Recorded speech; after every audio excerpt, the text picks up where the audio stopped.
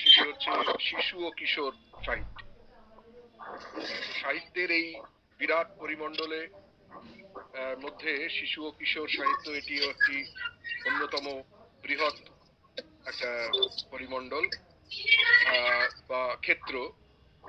সে ক্ষেত্র তে যারা বিচরণ করে থাকেন, সেরকমই একজন মানুষকে আমরা পেয়ে গেছি। কল্যাণদা আমাদের সবার প্রিয়, অনেকের প্রিয় কল্যাণদা, মানে এখানে অনেকে যারা চেনেন আর কি কল্যাণদা।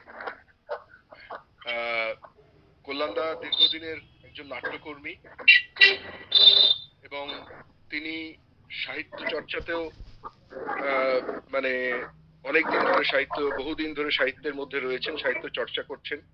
তিনি নিজে একজন নাট্যকার, তিনি নিজে লেখক, মানে মানে বিভিন্ন লেখালেখির সঙ্গে যুক্ত, প্রবন্ধ ইত্যাদি গল্প, ছোট গল্প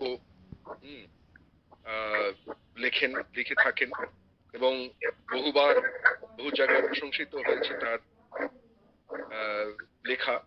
এবং তার আরেকটি পরিচয় আছে, তিনি হচ্ছেন আবৃত্তিকার, অত্যন্ত ভালো আবৃত্তি করেন আমাদের কল্যাণদা।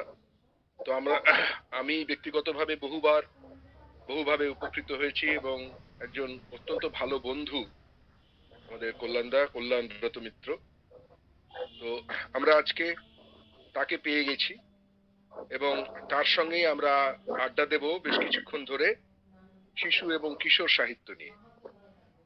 তো শিশু কিশোর সাহিত্য কথাটা ছোট হলেও আমার মনে হয় এর ব্যাপ্তি আছে এবং শিশু থেকে কিশোর এই যে একটা বড় অধ্যায়, সেই অধ্যায় জুড়ে যে সাহিত্য মানে বিচরণ করে তার মানে ব্যাপ্তি তো থাকবেই অবশ্যই।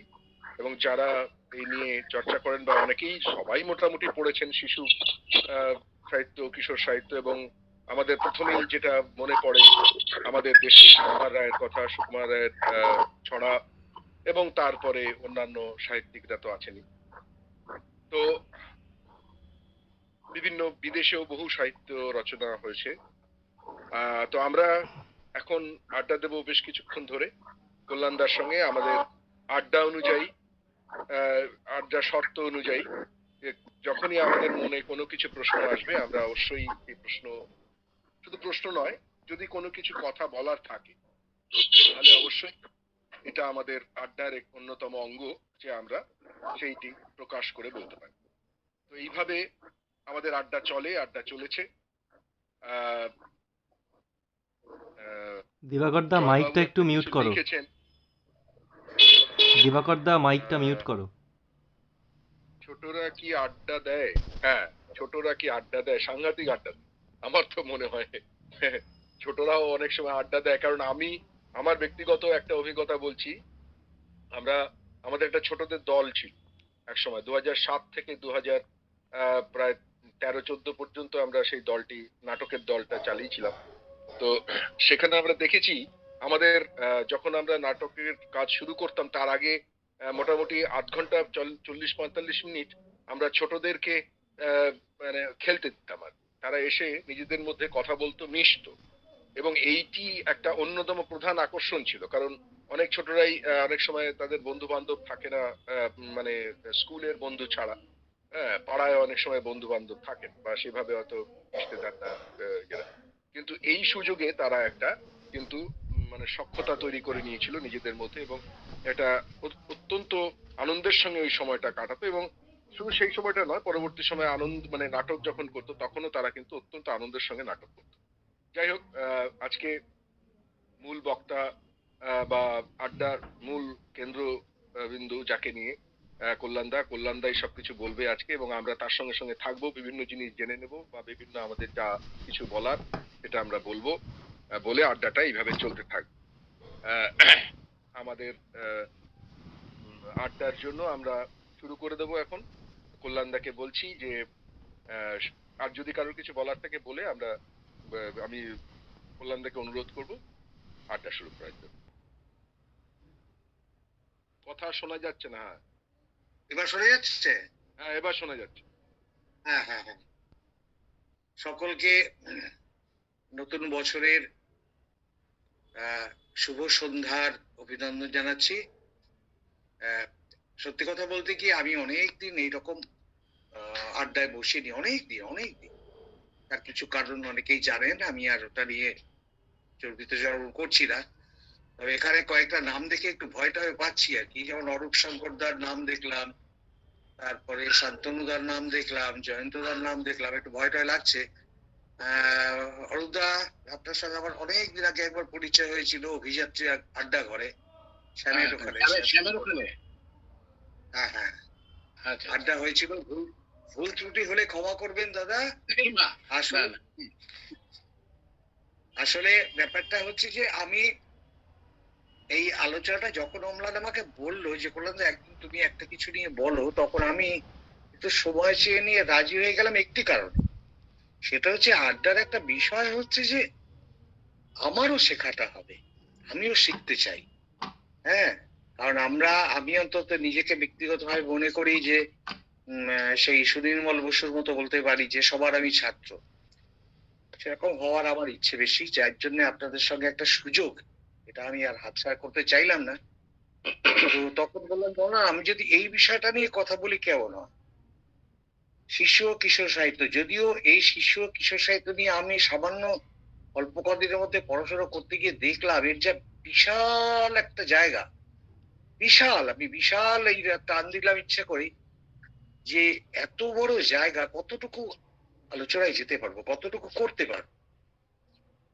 শিশু আর কিশোর সাহিত্যের কথা বলতে গেলে আমার তো সবার আগে জানতে হবে যে শিশু কারা, কিশোর কারা। শিশু এবং কিশোরের মধ্যে একটা নিশ্চিত প্রভেদ আছে। শিশু কারা, কিশোর কারা। এখন আমার আমার আমি সবটাই বলছি আমার মতো করে বলা আর কি। আমার যদি বললাম তো আগেই বলেছি, ভুল ত্রুটি হলে আপনারা ধরিয়ে দেবেন, আমি তাতে ঋদ্ধ হব। 8-9 বছর বয়স অব্দি যদি আমি শিশু বলি, তারপর থেকে আমাদের হিসেবে অনেকের মত উড়িয়ে 18 বছর বয়স অব্দি কিশোর কাল যদি ধরা হয়, তাহলে এইভাবে যদি ভাগ করে আমরা একটা আলোচনায় যাই যে 18 বছর বয়সের পর থেকে যদি শৈশব থেকে তারপর থেকে যদি কিশোর বলি, কিন্তু এখানে একটা দ্বন্দ্ব এসে যাচ্ছে। দ্বন্দ্বটা হচ্ছে এইরকম যে অনেকে বলছে যে এই 18 বছর বয়স অব্দি 3 ভাগে ভাগ করা যায়। একটা হচ্ছে শৈশব, বাল্য, কৈশোর। এখন এর মধ্যে শৈশবকালের ভাগে এটা কতটা রাখবো, কৈশোরের ভাগে কতটা রেখে বাল্যকালকে কত দিকে ভাগ করবো, কারণ বাল্যকালের তো চরিত্র বদলে যাচ্ছে না। তো সেই জন্য পুরো ব্যাপারটাই যদি বলি শৈশব কাল ধরে যদি আলোচনাটা করা যায়, সেটা কেমন হয়। প্রথমে আসি আমি শিশু সাহিত্য। হ্যাঁ, এখন সত্যি বলতে গিয়ে আমি তো খুব সুবক্তা নই, গড়গড় করে অরূপদাদের মতো বলতে পারবো না, যার জন্য আমি একটু লিখে রেখেছি, লিখে টুকে বলছি। সেটা আপনারা আমার ওই চোখ মুখ দেখে আপনারা আবার বলবেন না যে দেখো কল্যাণ টুকলি হচ্ছে। টুকলি টুকু হয় করতেই হবে, কিছু উপায় নেই। তো আমার মনে হয় শিশু শিক্ষা, শিশু সাহিত্য একে অন্যের পরিপূরক। কারণ একজন মানুষ, তিনি নারী পুরুষ যাই হোক না কেন, তাকে তো অ আ ক খ রস্বই দীর্ঘ এবিসি এইসব শিখে শিখেই তো তাকে বড় হওয়ার কথা এগোতে হবে। তো এই রকম একটা প্রাথমিক শিক্ষা নিয়ে এগোতে জন্য সেই শিশু শিক্ষাটাকে শিশু মনে প্রবেশ করাতে গেলে মজার সওয়ারি হতে হবে আমার মনে হয়। হ্যাঁ, কিরকম মজাটা? এই মজাটা যদি সাহিত্যের হাত ধরে যদি এইভাবে আসে যে অয় অজগর আসছে তেরে, আয় আমটি আমি খাবো পেরে, এইটা একটা ছড়ার মতো করে, ছন্দের মতো করে হাত দিয়ে শিশু মনকে কল্পনা প্রবণ করে তোলাই শিশু সাহিত্যের লক্ষ্য আমার মনে হয়। শিশু শিক্ষা যখন নিরস কাঠখোট্টার খোলস থেকে বেরিয়ে সরস হয়ে উঠলো, তখনই কিন্তু শিশু শিক্ষার যথার্থতা প্রাপ্তি হলো। সেটা অনুধাবন করে প্রথম শিশু সাহিত্য থেকে এটাকে বলা যাবে না, মানে সাহিত্য সৃষ্টি হলো, সেই সাহিত্যের কিছুটা অংশ শিশুদের মধ্যে ঢুকিয়ে দেওয়ার মতো একটা রচনা জায়গা তৈরি হলো 1800 সালে, যখন যখন ফোর্ট উইলিয়াম কলেজের লেখকরা মাস্টার বা লেখক ইত্যাদিরা তারা রাজকর্মচারী এবং সিভিলিয়ানদের জন্য এখানকার লোককথা এইসব নিয়ে একটা সাহিত্য যখন তৈরি করলেন, সেই সাহিত্যের মধ্যে কিন্তু মানে ইউরোপীয় প্রভাবটা তো অবশ্যই ছিল, কিন্তু সেই সাহিত্য মানে বড়দের জন্য লেখা হলো, বইটার মধ্যে নীতি কথার আহ, আহ, অবলম্বন স্বরূপ লোকগল্পের সন্ধান পাওয়া যায়। হ্যাঁ, তো সেইটা কিভাবে হলো ব্যাপারটা, যতদূর আমি পড়ে টড়ে যেটুকু বুঝলাম যে তারা যেটা করতে চাইলেন এখানকার লোকগাথা নিয়ে যদি এখানকার মধ্যে ঢুকিয়ে দেওয়া যায়, কিন্তু দেখা গেল যে সেইটা আহ, তার মধ্যে শিশু শিশু মনের অনেক রসদি হয়তো নেই, কারণ আসলে তো ঠিক শিশুদের জন্যই সাহিত্যটা করা হয়নি। তবে হ্যাঁ, একটা কথা সত্যি কথা বলতে কি, তার মধ্যে কিছু ভাষার কঠিনতা বা ছোটখাটো হালকা চটুলতা বাদ দিয়ে এই বইগুলোকে কিন্তু স্কুল বুক সোসাইটির প্রকাশিত শিশু শিক্ষামূলক বা বিদ্যাসাগরের শিশু শিক্ষামূলক বইয়ের পাশে রাখা যেতে পারে। বাস্তবিকভাবে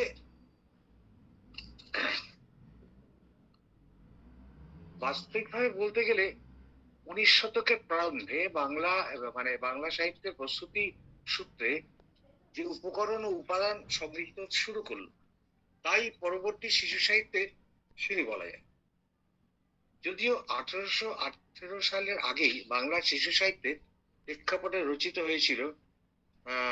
হয় বেশ কিছু নিদর্শন বলা যেতে পারে। মৃত্যুঞ্জয়ের 32 সিংহাসন, আহ তারপরে 32 সিংহাসন, হিতোপদেশ, গোলকনাথ শর্মার হিতোপদেশ, উইলিয়াম কেরির ইতিহাসমালা, এইসব। আশা গঙ্গোপাধ্যায় বলছেন যে কেরির সংবলিত ইতিহাস মালাকেও শিশু কিশোর সাহিত্য বলে মনে করা উচিত। ইতিহাস মালাই শিশু সাহিত্যের প্রথম পদক্ষেপ বলা যেতে পারে। এখন ঘটনা হলো যে সেই শিশু সাহিত্যের যে একটা বড় আধার থাকে, সেটা হচ্ছে শিশু সাহিত্যের মধ্যে গাছপালা, পশু পাখি, জীব জন্তু, এইসব নিয়ে একটা জগৎ থাকে। সেই জগৎটাতে ওরা বিচরণ করে, ওরা বিশ্বাস করে, বাচ্চাটা বিশ্বাস করে, শিশুরা বিশ্বাস করে জীব জন্তু পাখি প্রজাপতি এরা কথা বলতে পারে, এরা আমার কথা শুনে, ওদের কথা তারা যেন বুঝতে পারে। এটা এটা হচ্ছে একটা শিশু মনের সরলতা। তো এই এই এদের সঙ্গে গল্প করার জন্য আমি লক্ষ্য করে দেখেছি আমার নিজের বাড়িতেও তো সন্তানাদি হয়েছে, বা কিছু অনেকের বাড়িতে এখন আমার আশেপাশের দেখি সম্পর্কিত নাতি নাতনি, ওরা বেড়াল ছাড়ার সঙ্গে যেমন গল্প করে, নিজের চুপ করে বসে থাক, এখান থেকে কোথাও যাবি না। হ্যাঁ, তো এইরকম একটা ব্যাপার শিশু মনের ব্যাপার। তো সেই শিশু মনটাকে নিয়ে চলতে শুরু করা মধ্যে দিয়ে একটা শিশু সাহিত্যের মানে তৈরি হওয়া বলে আমার মনে হয়। এবার এই শিশুর মধ্যে আবার আমি মনে করি দুটো ভাগ রাখা যায়। দুটো ভাগ, এই শিশু 8-9 বছর বয়সের শিশুদের মধ্যেও আমি দুটো ভাগ করতে চাই। আমি, সেটা ভুল হতে পারে, বলে দেবেন আমাকে। একটা হচ্ছে একেবারে ছোট শিশুরা, অর্থাৎ 3-4 বছর বয়স থেকে 5-6 বছর পর্যন্ত। কেন এটা বললাম, তার কারণ হচ্ছে যে 3-4 বছর বয়স শিশুরা তখন তাদের মধ্যে কিন্তু একটা কল্পনার জায়গা, জগৎ তাদের মতো করে একটা তৈরি হয়ে যায়, একটা জায়গা তৈরি হয়ে যায়। তাদের এই শিশুরা যারা নিজেদের লেখাপড়ার বিষয়টা সত্য আয়ত্ত করবে, তারা একদিকে থাকতে, তারা এই শিশুর দিকটায়। আর তার উপরের দিকে শিশুরা 8 বছর বয়স অব্দি, সেই প্রথম ভাগের শিশুরা তাদের জন্য যে সাহিত্য, তাদের যে লিখিত বর্ণ, এর একটা আপনারা সকলেই জানেন, আমি কেন, সকলেই জানেন যে তাদের জন্য রচিত যে বই টই ইত্যাদি হবে, তার হরফ হবে বড়, কালারফুল, তাদের দেখবার সুবিধা, বুঝবার সুবিধা। হ্যাঁ, এবং তার মধ্যে কিছু কিছু মজার বিষয়টা থাকবে। হ্যাঁ, যে মজার বিষয়টা, যেটা মানে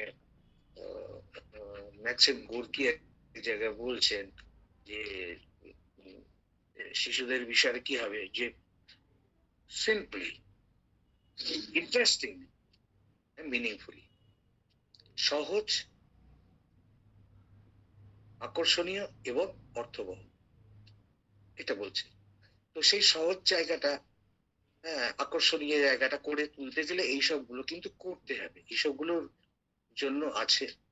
তো এই বিষয়গুলো হবে মজাদার, কাল্পনিক জগতে তার চলাচল থাকবে। আমাদের বাংলায় এই বয়সে শিশু সাহিত্য সব দিকেই মেনে চলেছেন লেখকরা। এর আরেকটা প্রধান দিক হচ্ছে পশু পাখির সাথে গল্প করার কথা, যেটা একটু আগে আমি বললাম, যে ওরা ওদের মতো করে যারা নিজেদের মতো করে কথা বলে। উপেন্দ্র কিশোর রায়চৌধুরীরা কিন্তু এই জায়গাটাকে চমৎকার ভাবে ধরলেন। গল্পে মজনতালী সরকার, টুনটুনি, টুনটুনির গল্প বা সুকুমার রায়ের গল্পে শিয়াল, কুমির, বানর, বাঘ, এরা দিব্যি কথা বলে। এমনকি হিন্দি সাহিত্যেও এর একটা জায়গা আমরা পেয়েছি। এর একটা মানুষ ইঁদুরকে বলছে, বিনতি শুনলে চুহে রাম গড়বড় কা সব ছোড়ো কাম। হ্যাঁ, ইঁদুরকে বলছে, বাচ্চা বাচ্চা আর কি। তো এই আর এই সাহিত্য লিখিত হলেও এই শিশুরা কিন্তু এগুলো পড়ে না, তারা শোনে। তারা শোনে, বাবা মা, প্রধানত ঠাকুমা দিদিমা আগে ছিল, মা এদের কাছ থেকে শোনে। শুনতে শুনতে তারা কিন্তু মুখস্থ করতে থাকে, এই সাহিত্যগুলোকে মুখস্থ করতে থাকে। এই এই আর ছবি, এই মুখস্থ করা এর সঙ্গে হচ্ছে ছবির ব্যাপারটা। আমার তো এই ছবির ব্যাপারটা খুব গুরুত্বপূর্ণ মনে হয় শিশু সাহিত্যের দিকে। হ্যাঁ, এই বয়সের শিশুরা হয় মনোরম মাটির মতো, তাকে যেভাবে গড়া যাবে সেইভাবেই করবে। একটা অদ্ভুত ভাবনার বয়স। আর এই বয়সের শিশুদের জন্য ভীষণ সমৃদ্ধ আমাদের শিশু সাহিত্যের রূপকথার রাজ্য। দক্ষিণারঞ্জন মিত্র মজুমদার রচিত ঠাকুরমার ঝুলি এক সুবর্ণ সম্পদ। আমার তো মনে হয় না যে ঠাকুরমার ঝুলি আর ঠাকুরদাদার গল্প পড়েনি এমন কোন শিশু আছে কিনা, আমার মনে নেই। আর শুধু দক্ষিণারঞ্জন নন, আরো অনেক অনেক গল্প কিন্তু আবহমান কাল ধরে চলে আসছে, যা কোন লেখকের নাম পাওয়া যায়নি। আমাদের শিশু সাহিত্যের লিখিত বয়স বলা যেতে পারে 200 থেকে 230 বছর লিখিত সাহিত্য। হ্যাঁ, তার আগে গিয়ে মানুষের এটা মানে আমাদের দাদার কথা ধার করে নিয়ে বলছি আর কি, তার আগে গিয়ে মানুষের জীবনে গল্প ছিল না, নাকি মানুষ কথা বলতো না? তাকে তারা বোবা ছিল? ছিল তো। আকবরই নামা বা এইরকম জায়গায় আমরা, ইতিহাস তো ছিল, সাহিত্য ছিল, ভূগোল ছিল। সেই সব থেকে নিয়েই কিন্তু কথকরা সময় উপযোগী, কাল উপযোগী লোকগাথার জন্ম দিয়েছে। তার এক একটা অংশ শিশুদের শোনার মতো করে লোকমুখে যুগের পর যুগ ধরে মায়েদের, ঠাকুমা, দিদিমাদের বাহিত হয়ে শিশুদের মনোজগতে প্রভাব ফেলেছে। সেই শিশুরাই আবার বড় হয়ে পরের প্রজন্মকে শুনিয়ে এসেছে। এইসব অনেক গল্পই পরবর্তীতে লিখিত রূপ দিয়েছেন অনেক লেখকই। এছাড়াও তাদের মৌলিক রচনা তো আছে, যা বলছে রূপকথার গল্প, এর প্রভাব কিন্তু আমরা এখনো বয়ে নিয়ে চলেছি। কিভাবে বলছি, আমরা রূপকথার গল্পে পড়েছি রাজপুত্র, পক্ষীরাজ ঘোড়া। এই রাজপুত্র, আমরা কি রাজপুত্র দেখেছি? আমরা কোনো রাজপুত্র তো দেখিনি সেভাবে। অথচ রাজপুত্র বা রাজা, এই যে ইমেজ গুলো আমাদের সামনে তৈরি হয়েছে, একটা রাজা মানে যেন একটা দারুণ সুন্দর চেহারা হবে, উঁচু লম্বা, কোমরে তলোয়ার, বাহুতে তার গয়না থাকবে, গলায় অলংকার থাকবে, মাথায় উষ্টিস থাকবে। হ্যাঁ, আমরা তো কোনোদিন এরকম কোন রাজাকে দেখিনি। কিন্তু এটা আমরা কিভাবে দেখেছি? বিভিন্ন মানে টেলিভিশনের পর্দায় পর্দায় এইসব ভাবে। এবার বা ইতিহাস, আরো আগের কথা বলি, ইতিহাস বইতে আমরা যে রাজাদের চেহারা গুলো দেখেছি, কিন্তু ইতিহাস বইয়ের রাজার চেহারা কিন্তু যারা এঁকেছেন তারাও কিন্তু ওইটাকেই আশ্রয় করেছেন যে রাজা মানে এইরকম হতে হবে, সেরকম হতে হবে, রাজা মানে এইরকম। তারপরে যেমন আমরা একটা খুব সুন্দর চেহারা হলে, আজকে এখনো আমরা 5-6 বছর বয়সে শুনে এসেছি রাজপুত্রের কথা, এখন একটা খুব সুন্দর চেহারা হলে আমরা নিজেরাই উদাহরণ দিই, একেবারে রাজপুত্র মতো দেখতে, বা একটা মারাত্মক মানে বিশাল আকার একটা চেহারা বলতাম, ওরে বাবা একেবারে দানবের মতো চেহারা। এই ব্যাপারগুলো কিন্তু আছে। যেমন ঘোড়া, আমি এটা আমি নিচে লক্ষ্য করে রেখেছি, আমার এটা লক্ষ্য করা আমি রেখেছি মেলাতে।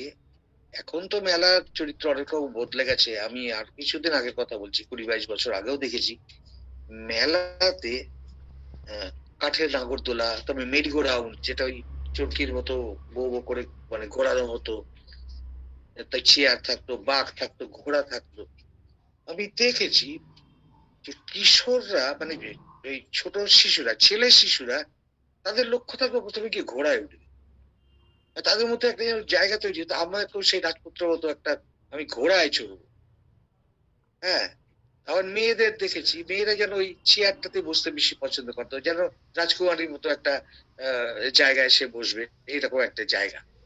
হ্যাঁ, আর এইগুলোকে আমাদের আহ, অধিকাংশই এইগুলো তো মানে 5-6 বছর বয়স অব্দি শিশুদের খুব কাছের এইরকম সাহিত্যগুলো। হ্যাঁ, এই যে রূপকথা, রাজ্যটা, যেগুলো যে কোনো শিশু রাজপুত্র হতে চায়, আবার সুন্দর চেহারা হলে, এরকম আমরা বলে থাকি। তো এটা আরো কিভাবে আসলো, এর সঙ্গে কিন্তু একটা অদ্ভুত একটা নাটকও জুড়ে যায়। কিভাবে দিদিমা ঠাকুমারা যখন গল্প শোনান, তখন তারা বলছেন এসে, বাঘটা এসে হালুম করে ডাক ছাড়। এই হালুম বলতে গিয়ে তারা যেন নিজেদের বাঘ রূপে অভিনয় করতে, বা ভূতের গল্প করতে গিয়ে মানে শব্দের মাথায় একটা চন্দ্রবিন্দু চাপিয়ে, "এই, কে কোথায় আছিস রে, হাও মাও খাও", এইসব গল্প বলতে বলতে তারা একটা নাটকের রূপ দিতেন, যেটা পড়ে পাওয়া যেত না, যেটা শুনে শুনেই পাওয়া যেত। সেই জন্যই আমি এই ছোট সাহিত্যে এইটাকে বলছি যে শ্রোতা শিশু। হ্যাঁ, আর একটা কথা কি, সেটা হচ্ছে যে আহ, আহ, ধরুন একটা বাচ্চাকে যদি পড়তে দেওয়া হচ্ছে, একটা 4 বছর 5 বছর বাচ্চা, এখন তো 2.5 বছরে হাতে করে হয়ে যায়, পড়তে দেওয়া হচ্ছে, সে পড়ছে অজগর জগৎ একদিন একদিন, মানে একদিনও পড়তে গিয়ে সে আগের অজগরটা ভুলে গেছে। সেই জন্য এই এই বয়সটাকে আমি ওই জন্য শ্রোতা শ্রোতা শিশু বয়স হিসেবে আমি মানে বলতে চাই আর কি। আরেকটা ঘটনা আমার মনে হয় যে এই শিশু সাহিত্যের মধ্যে বলতে গেলে গানটাকেও কিন্তু আমরা এড়িয়ে যেতে পারবো না। গান, গান মানে ছড়ার গান, যেসব গানগুলো কিন্তু ছড়াগুলোকে একদম দারুণ আকর্ষণীয় রূপ দিত, দারুণ আকর্ষণীয় রূপ। যেমন আহ টিমা টিম টিম তারা মাঠে পাড়ে ডিম, তাদের খাঁড়া দুটো সিং, তারা হাটিমা টিম টিম প্যাও প্যাও, এই যে ব্যাপারগুলো। বা উম খোকন খোকন করে মায়, বা চাঁদ উঠেছে ফুল ফুটেছে, মানে এইসব গান একসময় খুব হতো, খুব হতো। রেডিওতে আমরা শুনতাম। আমাদের দুজন বিখ্যাত শিল্পীর নাম জপমালা ঘোষ, আল্পনা বন্দ্যোপাধ্যায়, তারা মানে এই গান গেয়েই যেন নিজেরা অমর হয়ে গেছেন। আরো কিছু ব্যাপার তখন হতো, আগেও হতো আর কি। হ্যাঁ, যেমন রেডিও, তখন তো এখন মানে দূরদর্শন ছিল না, রেডিওতে ইন্দিরা দেবী শিশু মহল বলে একটা অনুষ্ঠান করতেন। সেখানে সে যখন বলতেন, ছোটরা ভালো আছো তো, সবাই হ্যাঁ বলে উঠতো, একটা আন্তরিকতা। এই ছোটদের সাহিত্যের মধ্যে এই আন্তরিকতা ভীষণ প্রয়োজন, ভীষণ প্রয়োজিত। স্বপন গুরু বা গল্প দাদুর আসর, এসবগুলো কিন্তু ভীষণ জনপ্রিয় ছিল, মানে শিশুদের কাছে জনপ্রিয়তার জায়গাটা তৈরি হয়ে গেছিল। হ্যাঁ, আর শিশু সাহিত্যের খুব গুরুত্বপূর্ণ দিক হচ্ছে শিশু শিক্ষা। এই বয়সের সমস্ত সাহিত্যিকরাই একমত যে শিল্প ছাড়া সঠিক সাহিত্য, শিক্ষা ছাড়া সঠিক সাহিত্য হবে না। সকল সাহিত্যিকরাও এ বিষয়ে জোর দিয়েছেন। অনেকেই হয়তো বলবেন হাট্টিমাটি মিল, তাদের বাড়ি ব্যাঙের ভাষা, এর মধ্যে শিক্ষাদান। আমার মনে হয় শিশুদের মনে, শিশুদেরকে কল্পনা প্রবণ করে তোলা, শিল্পোৎসাহিত করে তোলাও তো একটা শিল্প। আর এর হাত ধরেই তো শিল্প ও সাহিত্যের বিকাশ। হ্যাঁ, আমি দেখেছি বসে আঁকো প্রতিযোগিতা, এই কদিন আগের কথা বলছি, আমার মধ্যে এখানে একটা বসে আঁকো প্রতিযোগিতায় একটা 5 বছরের শিশু কি করলো, সে একটা শিংওয়ালা একটা কিছু এঁকে সামনে বিশাল একটা ডিম এঁকে দিয়ে তলায় লিখে দিল হাট্টিমা টিম, হাট্টিমা টিমের টিম। শিশু সাহিত্য আঁকাও কিন্তু বাদ দেওয়া যায়। আর এই 1800 সালের ওই ঘটনার পর থেকে, যেটা বললাম টেরি ফোর্ট উইলিয়াম কলেজের লেখকদের লেখার পর থেকে আহ, সঠিকভাবে শিশু সাহিত্যের একটা আশা শুরু হয়ে গেল। আহ বলা যায় যে উম বলা যায় 1802, 1802-3, 1811-12, এইরকম একটা সময় অবধি এই জায়গাটা ছিল, এই জায়গাটা তৈরি হলো। এটা হলো মানে আহ, মানে বলা যায় অনেকটা দ্বিতীয় পর্যায়ে, মানে শিশু শিক্ষার মানে প্রথম যে 18 পথের পরের কথাটা আসছে, তারপরে আসছে 1802। আমি একটু পরে মনে আসলে জায়গাটায় যাব। তারপরে আমরা ঊনবিংশ শতাব্দীর দ্বিতীয়ার্ধে, উনিশ শতকের দ্বিতীয়ার্ধে আমরা পেলাম কিন্তু সত্যিকারের শিশু সাহিত্যের জায়গাটা কার কার হাত ধরে পেলাম আমরা? ঈশ্বরচন্দ্র বিদ্যাসাগর, মদনমোহন তর্কালঙ্কার, স্বর্ণকুমারী দেবী, এদের মাধ্যমে আমরা পেতে শুরু করলাম। ঈশ্বরচন্দ্রের বোধোদয়, 1851, 1856 কথামালা, 1863 চরিতাবলী, আখ্যান মঞ্জুরি, 1885 বর্ণ পরিচয়, তার বা ধরুন 1855 থেকে 49-এর মধ্যে অক্ষয় কুমারের চারুপাঠ, 3 খণ্ডে লেখা চারুপাঠ, 1850 থেকে 55-এর মধ্যে মদন মোহন তর্কালঙ্কারের 3 ভাগে রচিত শিশু শিক্ষা এবং স্বর্ণকুমারী দেবীর সম্পাদিত বালক পত্রিকা শিশু শিক্ষার পাশাপাশি শিশুদের সাহিত্য প্রেমিক করে তুলল। দ্বিতীয় পর্যায়টা হচ্ছে রবীন্দ্র যুগ। রবীন্দ্র পূর্ব যুগের শিশু সাহিত্য ছিল প্রধানত নীতিকথা, উপদেশমূলক, জ্ঞানমূলক। আর রবীন্দ্র যুগ পরবর্তীতে শিশু সাহিত্য আনন্দমূলক, শিশু সাহিত্য হলো আনন্দমূলক। রবীন্দ্রনাথের সাহিত্য সাধনায় শিশুরা উজ্জ্বল, তার প্রমাণ শিশু কাব্যগ্রন্থ। আর এই সময় রবীন্দ্রনাথ ও তার মেয়েলি ছড়া, পরবর্তীতে যার নাম হয়েছিল ছেলে ফুলানো ছড়া, সেই প্রবন্ধে নাম দিলেন শিশু সাহিত্য। এই কথাটা নিয়ে একটু তর্ক আছে। কেউ কেউ বলেন যে শিশু সাহিত্য কথাটা রামেন্দ্র সুন্দর ত্রিবেদী প্রচলন করেছিলেন। আবার একটা বেশি সংখ্যকের মত, না, রবীন্দ্রনাথ এই শব্দটা, শিশু সাহিত্য শব্দটা প্রচলন করেছিলেন। যাই হোক, ওই তর্কে আমরা এখন যেতেও পারবো না, মানে আর গিয়ে লাভ নেই। আমরা মোদ্দা কথা আমরা একটা সুন্দর ভাষা পেলাম শিশু সাহিত্য। সেই রবীন্দ্র যুগেই কিন্তু শিশু সাহিত্যের চূড়ান্ত বিচ্ছুরণ করতে শুরু করলো, চূড়ান্ত বিচ্ছুরণ একেবারে। কেন? রবীন্দ্রনাথ ঠাকুর, উপেন্দ্র কিশোর, রবীন্দ্রনাথ, দক্ষিণানন্দ মিত্র মজুমদার, সুকুমার রায়, নজরুল ইসলাম, হ্যাঁ, এদের মানে সাংঘাতিক মানে উল্লেখযোগ্য ভূমিকা নিলেন। হেমেন্দ্র প্রসাদের আষাঢ়ে গল্প, যোগীন্দ্রনাথ সরকারের হাসি রাশি, আশুতোষ মুখোপাধ্যায়ের ভূত পেতনি, উপেন্দ্র কিশোরের টুনটুনির গল্প একটা মাইল ফলক। সত্যি বলতে কি, এই বয়সের সাহিত্য নিয়ে কথা বলতে গেলে বেলার পর বেলা বয়ে যাবে, শেষ হবে না। এই বয়সটা ঠিক পরের শিশু বয়সটা, মানে 6 থেকে 8 বছর অব্দি যদি ধরি, সেখানে একটা খুব বড় প্রভেদ তৈরি হয়ে যাবে যে আগের বয়সটা ছিল শোনার বয়স, শুনে উপভোগ করার বয়স। যেটা বলছিলাম, অজগর এইভাবে যে করতো বোঝা যায় না। এই যে 8-9 বছর বয়সের শিশুরা, এদের কিন্তু কল্পনার জগৎটা বেড়ে গেল, বেড়ে যায়। ফলে এই বয়সের সাহিত্যে ব্যাপক বিস্তৃতি লক্ষ্য করা যায়। এই শিশুরা ঠাকুরমা ঝুলি রূপকথার গল্প গড়গড়িয়ে পড়ে মজা পায়, তেমনি ঈশপের গল্পের মতো নীতি শিক্ষামূলক বইও পড়ে। তার মধ্যে এক আদর্শ চরিত্রের সম্ভাবনার সন্ধান পাওয়ার চেষ্টা করে। আর আমাদের দেশে এই এই সমস্ত এই সময় ইউরোপিয়ানদের আগমনে বিদেশি সাহিত্য একের পর এক হাত ধরে ঢুকে পড়ে। বিশ্ববিখ্যাত সব সাহিত্য যা 1800 সালের আগে প্রকাশিত হয়েছিল, তার প্রবেশ ঘটল।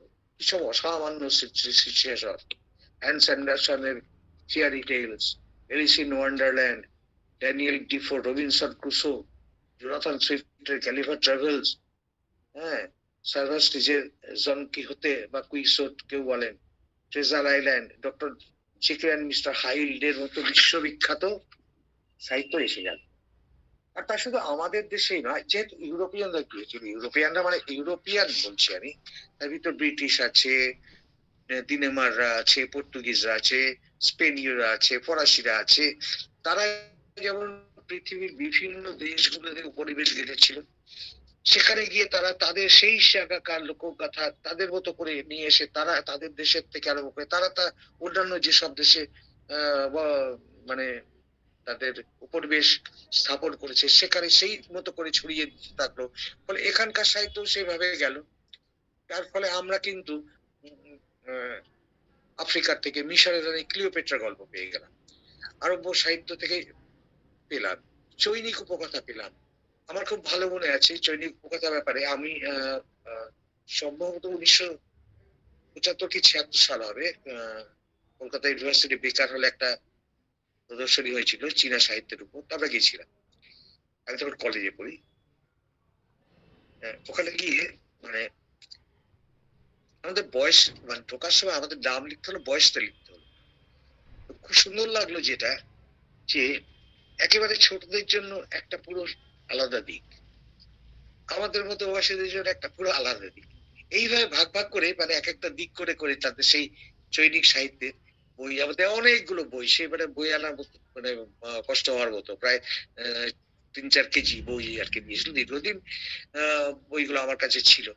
হ্যাঁ, ওইখানে দেখেছিলাম খুব ভালো করে লক্ষ্য করে, যে ছবির উপর খুব গুরুত্ব দেওয়া হয়েছিল ছোটদের বইগুলো। আমি চেয়ে নিয়ে একটা বাচ্চার কাছ থেকে চেয়ে নিয়ে দেখলাম, খুব গুরুত্ব দেওয়া হয়েছিল। একটা ছবি খুব ভালো মনে আছে, যে একটা সজারু গাছে উঠে আপেল পেরেছে, পেরে এখন কি করে নেবে বুঝতে পারছে না, সে আপেলগুলো আবার জড়ো করলো, ঠেলে এবার আবার গাছে উঠলো, এই যে উবুর হয়ে চিত হয়ে পড়লো, কাঁটাগুলো খাড়া করে দিয়ে আপেলগুলো কাটায় গেতে গেল, সে এবার উঠে গিয়ে নিচে চলে গেল। কি মজার! একটা বাচ্চাকে কত সুন্দর একটা আনন্দ দেয় এরকম একটা গল্প। তো এইরকম ভাবে আমাদের সেই এর সঙ্গে সঙ্গে কিন্তু এরা মৌলিক নিজস্ব ঘরানা রচনা শৈলীও তৈরি করলেন। উপেন্দ্র কিশোর, দক্ষিণারঞ্জন, সুকুমার রায়, এরা। সুকুমার রায়ের ননসেন্স রাইম, এটা ননসেন্স রাইম নামটা সম্ভবত সত্যজিৎ রায় ব্যবহার করেছিলেন। তো সুকুমার রায়, দক্ষিণারঞ্জনের অনুবাদ সাহিত্য, আলিবাবা, ঠাকুরমার ঝুলি, রবীন্দ্রনাথের ছড়া সাহিত্য, নজরুলের ঝিঙে ফুল, এইগুলো মানে ঝিঙে ফুল, খুকু, কাঠবিড়ালি, কাদু আদু, শিশু শিক্ষা সাহিত্যকে মানে এই তখন মিলিয়ে দিল রবীন্দ্রনাথ। রবীন্দ্র যুগে এইসব বড় বড় সাহিত্যিকদের জন্য ওই সময় যে শিশু শিক্ষা মানে সাংঘাতিক সব ঘটনাগুলো ঘটে গেল আর কি, যে অসাধারণ অসাধারণ সব লেখা সব আমরা পেতে থাকলাম। তো এই দিয়ে খুব মজার কিছু কথা আর কি শোনা যায়। লীলা মজুমদার যেমন, অনেকে বলেন, যে কেউ কেউ বলেছেন, আমি মানে অনেকে বলেছেন, এটা আমি রেফারেন্স দিচ্ছি, আপনারা হয়তো অনেকেই লিখেও থাকবেন। তখন সাদা কালো টিভি ছিল, সেই সাদা কালো টিভিতে ওই অনেক ইন্টারভিউ তখন দিত, দারুণ দারুণ সব ব্যক্তিত্বের নাম কি করবে, এই যে নীরেন্দ্রনাথ চক্রবর্তী, শৈল চক্রবর্তী, শিবরাম চক্রবর্তী একসঙ্গে, বাদল সরকার সব পরেও এসেছেন।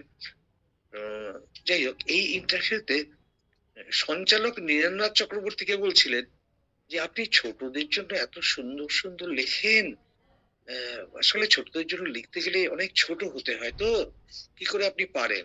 তখন নীরেন্দ্রনাথ চক্রবর্তী তাকে থামিয়ে বললেন, না না, তুমি ভুল করছো, ছোট হতে হয় না, অনেক বড় হতে হয়, অনেক বড় হতে হয়। আর লীলা মজুমদার এটাকে ভারী সুন্দর বলছে। লীলা মজুমদার বলছেন যে এরকম ছোট হতে তো দরকার নেই, নিজের মধ্যে থেকে ছোটটাকে বের করে আনা। হ্যাঁ, এটাই তো।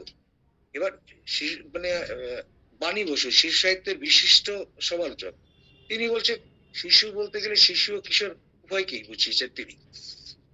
তার মতে কৈশোর পর্যন্ত সব সাহিত্যই শিশু সাহিত্য। আবার বুদ্ধদেব বসু বক্তব্য বেশ মজার, তিনি শিশু সাহিত্যকে বলছেন নাবালক পাঠ্য, বলেও বলছেন যে নাবালকদের জন্য লেখা হলো সাবালক পাঠ্য। সত্যি বলতে কি আমি এটাকে খুব মানে কিরকম ভাবে বুঝেছি জানি না। আমি এটাকে অরূপদার কোর্টে বলটা ঠেলে দিচ্ছি, অরূপদা এই জায়গাটাকে ভালো করে শুনে আমাকে একটু বুঝিয়ে দেবে, যে নাবালক সেবা বলেও বলছেন নাবালকদের জন্য লেখা হলো সাবালক পাঠ্য। তার মানে কি, মানে আসলে নাবালকরা সাবালকদের মানে মানে পড়ে সাবালক হওয়ার চেষ্টা করবে, এইরকম তিনি বিভাজিত করতে যাচ্ছেন। আবার খগেন্দ্রনাথ মিত্র কিন্তু সমস্ত বয়সী স্কুল ছাত্রছাত্রীদের শিশু বলতে চেয়েছেন। অতএব সকল স্কুল পড়ুয়াদের সাহিত্যই শিশু সাহিত্য। আরেকজনের কথা না বললেই নয়, সেদিন হচ্ছে শিবনাথ শাস্ত্রী। তিনি এই কথাটা আমার বেশ ভালো লেগেছে। তিনি তার মুকুল পত্রিকায়, শিবনাথ শাস্ত্রী সম্পাদিত একটা পত্রিকা ছিল মুকুল, তাতে তিনি বলছেন যে মানব শিশুদের, বলছেন মানব মুকুল, শিশুরা মুকুল বা কুড়ি, আর তাদের হাতে দেবেন জ্ঞানের মুকুল। সেই জ্ঞানের মুকুল তাদের জীবনে ফুটে ফুলে পরিণত হবে। এটা শিবনাথ শাস্ত্রীর কথা। দেখা যাচ্ছে শিশু সাহিত্যে যে বিস্তার লাভ করেছে তার জন্য বিশেষ বিশেষরা প্রায় সব লেখকই শিশু সাহিত্যকে অত্যন্ত গুরুত্ব দিয়ে বিচার করেছেন। শুধু বিচার করছে শুধু নয়, নিরন্তর প্রয়াসে চালিয়ে গেছে। এক এক জায়গায় এসে তারা শিশুর, মানে আমি আমি যে শিশুদের কথা বলছি, সেই গল্পি কখন যে মসৃণ ভাবে পার হয়ে এসে বড় শিশুদের মধ্যে ঢুকে পড়েছেন এক বিস্ময়। এখন এই কি সুন্দর প্রবেশ সব সাহিত্যিকদের লেখনীতে বোঝা যায়। ধরা যাক দক্ষিণারঞ্জনের কথা, তিনি ঠাকুরমার ঝুলির মতো শ্রোতা শিশুদের রূপকথার গল্প শোনাতে শোনাতে সেই আঙ্গিকে শিশুদের কি নিপুণ ভাবে প্রবেশ করেন আলিবাবার 40 চোরে। আলিবাবার 40 চোর উৎখানের মিত্র একটা পড়াটা পড়লেও মনে হয় এটাও যেন একটা রূপকথা। হ্যাঁ, সহস্র কারব্য রজনীর যে কয়েকটা গল্প আর কি বিশ্বময় ছড়িয়ে গেছে, তার মধ্যে আলিবাবা 40 চোরে তো অবশ্যই স্থান পাবে, এবং আলাদিন ও আশ্চর্য প্রদীপ, এছাড়াও আরো কয়েকটা আছে। যাই হোক, তো এই যে রূপকথাকে রবীন্দ্রনাথ, আর রবীন্দ্রনাথকে তো বলে ভেবে বুঝিয়ে দেওয়া আমার ক্ষমতা নেই, এটা বলতেই হবে, সহজ পাঠনাও বলতে হবে। এই বইটায় শিক্ষা ও সাহিত্যের এরকম গলা জড়ি করে চলা এখনো ভাবলে মানে মুগ্ধ হতে গেলে ভুলে যাবো আর কি। ছোট কাকা বলে অ আ, সেখানে সে কথা ক আ, ক আতে তো আকার অকার দুটি আছে, আবার ছন্দ পেয়ে যাচ্ছে। ক খ গ ঘ গান গেয়ে চিল্লাডিগি চলে বেয়ে, তথা তথা বলে ভাই আমপাড়ি চলে যাই, রেগে বলে দন্ত ন, যাবো না তো কখনো। এই যে এর মাধ্যমে এই যে এত সুন্দর করে ক খ গ ঘ গান গেয়ে জেলে ডিঙি চলে বে, এই করতে করতে রবীন্দ্রনাথ কি সুন্দর শিশুদের মধ্যে ঢুকে পড়লেন। হ্যাঁ, ক খ গ ঘ কি মানুষ তা তো নয়, কিন্তু ক খ গ ঘ শব্দটা তো শেখা হয়ে গেল, অক্ষরটা শেখা হয়ে গেল, শব্দ অক্ষর, অক্ষরটা শেখা হয়ে গেল। এর সাথে সাথে ছন্দ পাওয়া, শিক্ষা সাহিত্য একদম মিলেমিশে একাকার। এই শিশুদের সাথে শব্দের খেলা খেলতে খেলতে, ছন্দ নিয়ে খেলতে খেলতে রবীন্দ্রনাথ শিশুদের বয়স আর জ্ঞান বাড়িয়ে যাচ্ছেন। কিন্তু বয়স এবং জ্ঞান রবীন্দ্রনাথ বাড়িয়ে যাচ্ছেন। কিরকম ভাবে বাড়িয়ে যাচ্ছেন সেটা হচ্ছে যে এই যে তথ তথ দন্তরা যাবো না তো কখনো, তারপরে তিনি আসেন আলো হয় গেল হয় চারদিক ঝিকমিক, ঢুকে পড়ছেন। দেখুন আস্তে আস্তে কোথায় যাচ্ছেন। আলো হয় গেল ভয়, আলো হয়ে গেলে ভয় চলে গেল, চারদিক ঝিকমিক করছে, দিঘি জল ঝলমল, দিঘি জল ঝলমল। এবার আস্তে আস্তে রবীন্দ্রনাথ কিন্তু ঢুকছেন বাঁশ গাছ করে রাখে। এই পুরো ছড়াটা বলছি না, দরকার নেই, কিন্তু একটা জিনিস গভীর ভাবে লক্ষণীয় যে শুধু শব্দ বা ছন্দ শেখানো নয়, এর মধ্যে শিশু মনে একটা কল্পনার ছবি জাগিয়ে তোলা। এই সহজ পাঠ সত্যি সহজ পাঠই, সত্যিকারের সহজ পাঠ। একটা কথা আমি এখানে বলবো, অম্লান শুরুতে বললো যে কল্যাণদা আবৃত্তিকার, হ্যাঁ একটা সময় নিয়মিত ভাবে করতাম। তখনও আমার দুর্গানগর একটা স্কুল ছিল।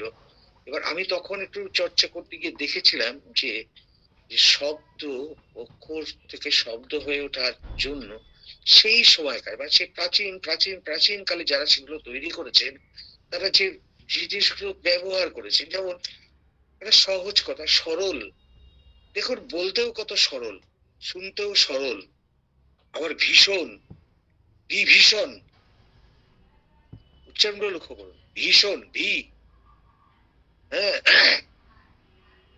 ঘোষবর্ণ অঘোষবর্ণ এগুলোকে নিয়ে ব্যবহার করছেন।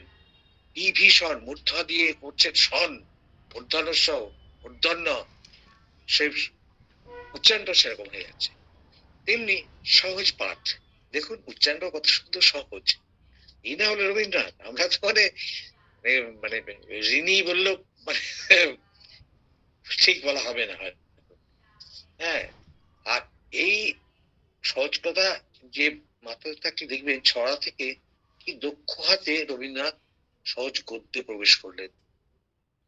সহজ গদ্যে রবীন্দ্রনাথ কিন্তু প্রবেশ করে গেলেন এইভাবে, এই মধ্যে দিয়ে আস্তে আস্তে। তো উদাহরণ দেওয়ার সে সহজপাঠ সকলেই পড়েছেন। তারপর রবীন্দ্রনাথ কি সুন্দর পাঠস্য করে তুললেন অপূর্ব ছড়ার মাধ্যমে। এবং শব্দ, শব্দ আবার বারবার বলছি, অক্ষর, শব্দ অক্ষরকে কি ব্যবহার। বর এসেছে বীরের ছাঁদে, বিয়ের লগ্ন 8টা, পেতল আটা লাঠি কাঁধে, কালে তেগাল পাট্টা। যুক্তাক্ষরের ব্যবহার, চন্দ্রবিন্দুর ব্যবহার, এই দিয়ে কি সুন্দর সহজ সরল ভাবে বাচ্চাদের মধ্যে তিনি ঢুকে যাচ্ছেন। ক্ষান্ত পিসির দিদি শাশুড়ির 3 বোন থাকে কালনায়, শাড়িগুলো তারা উনুনে বিছায়, হাড়িগুলো রাখে আলনায়। হ্যাঁ, মজার মধ্যে দিয়ে ঢুকে পড়ছেন। এবার নজরুলের কথা ভাবুন। নজরুল, রবি মামা দেয় হামা, গায়ে রাঙা জামা ওই, দারোয়ান গায় গান শোনো ওই, রামা হই। সেই সময় বহু জায়গায় এরকম বিহারি দারোয়ানরা থাকতো, ওটাকে রাগান গাড়িতে রামা হই। সেখানে নজরুল এই জায়গাটা নিয়েছে। নজরুল এবার সত্যি পাঠককে কোথায় নিয়ে চলে গেলেন? খুগো কাঠবেড়ালি। কাঠবেড়ালি, কাঠবেড়ালি পেয়ারা তুমি খাও। হ্যাঁ, তো যেন একটা মানে ভাবটা এরকম যে শিশু ভাবছে যে কাঠবিড়ালি আমার কথা শুনছে। কাঠবিড়ালি, কাঠবিড়ালি পেয়ারা তুমি খাও। হ্যাঁ, গুড়মুড়ি খাও, ও মা দেখো দিচ্ছে ছুট। হ্যাঁ, এইভাবে উনি আবার আস্তে আস্তে খুব ধীরে ধীরে সুন্দর ভাবে চলে আসবেন কোথায়? বাবুদের তালপুকুরে, হাবুদের ডাল কুকুরে। এটা কিন্তু একটা গল্প, সুন্দর একটা গল্প। ডালকুত্তা, তারাকলো ইত্যাদি ইত্যাদি ছন্দের মাধ্যমে নজরুল ঢুকে গেলেন এই সাহিত্যে। আবার ও মা তোমার বাবার মাথায় কে মেরেছে ল্যাং, বাবার নাকে কে মেরেছে ল্যাং, খাঁদা নাকে ডাকছে না, নাক ডাকা ড্যাং ড্যাং। এই অদ্ভুত ভাবে মানে একটা কি জিনিস আমার মনে হয় যে একটা নদী, নদী যখন ধীরে ধীরে মোহনার দিকে যাচ্ছে তখন চওড়া হচ্ছে, কিন্তু ঠিক কোথায় চওড়া হতে শুরু করলো, কোন জায়গাটা থেকে, ডায়মন্ড হারবার থেকে, না ক্যানিং থেকে, না রায়চক থেকে, সেটা কি কোনো মাপ আছে? কোথা থেকে যে ধীরে ধীরে স্মুথলি চওড়া হতে শুরু করলো, বা দিন থেকে রাত যখন খুব স্মুথলি আসতে শুরু করলো, ঠিক সেইভাবেই কিন্তু মানে ছোট শিশুটা বড় শিশু হতে থাকলো, কখন যে হয়ে গেল তার কোনো ক্ষণ থাকে না, এর কোনো ক্ষণ নেই। হ্যাঁ, শিশুদের কি সত্যি করে বেড়ে ওঠার ক্ষণ থাকে? ক্ষণ থাকে না। উপেন্দ্র কিশোর টুনটুনির বইতে টুনটুনি রাজাকে জব্দ করার মজা পেতে পেতে কখন যে সুকুমার রায় চলে এলেন হলদে সবুজ ওরাংওটাং নিয়ে, আর তার আবল তাবল নিয়ে টানা মেলে দিলেন, সে কি কোনো তার কোনো ইয়ে আছে? সে কি সে নিজেও জানে? জানে না। এই বয়সটা অর্থাৎ 8-9 বছর অব্দি বয়সের কথা যেমন আমি আগে বললাম, এই বয়সটা পড়ে বোঝার বয়স যেমন, তেমনি গল্প জগৎকে বিস্তারের বয়স। হ্যাঁ, আবার এই বয়সের কথাতেও রবীন্দ্রনাথের কাছে হাত পাততেই হয়। বীর পুরুষ কবিতা পড়েনি এমন শিশু বোধহয় নেই।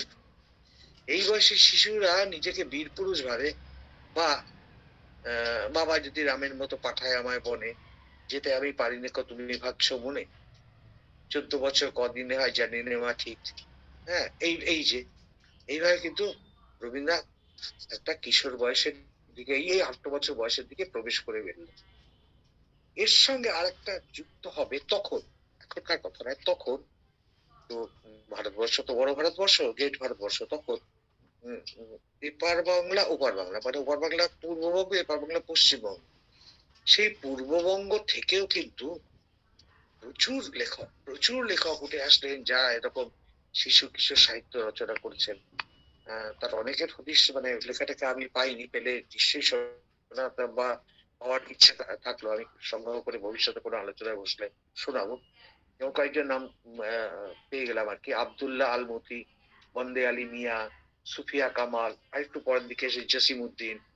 হ্যাঁ, এটা ওই তখনকার। এর মধ্যে আহ দু একজন নামটা বলতেই হবে আর কি, যেমন ফররুক আহমেদ, কবি আফসান হাসান হাবিব, ফররুখ আহমেদের সাহিত্য কবিতা ছড়ার মধ্যে তিনি মানে অপূর্ব একটা ছড়া আমি পেলাম পরে ছড়াই চাল ছলাই।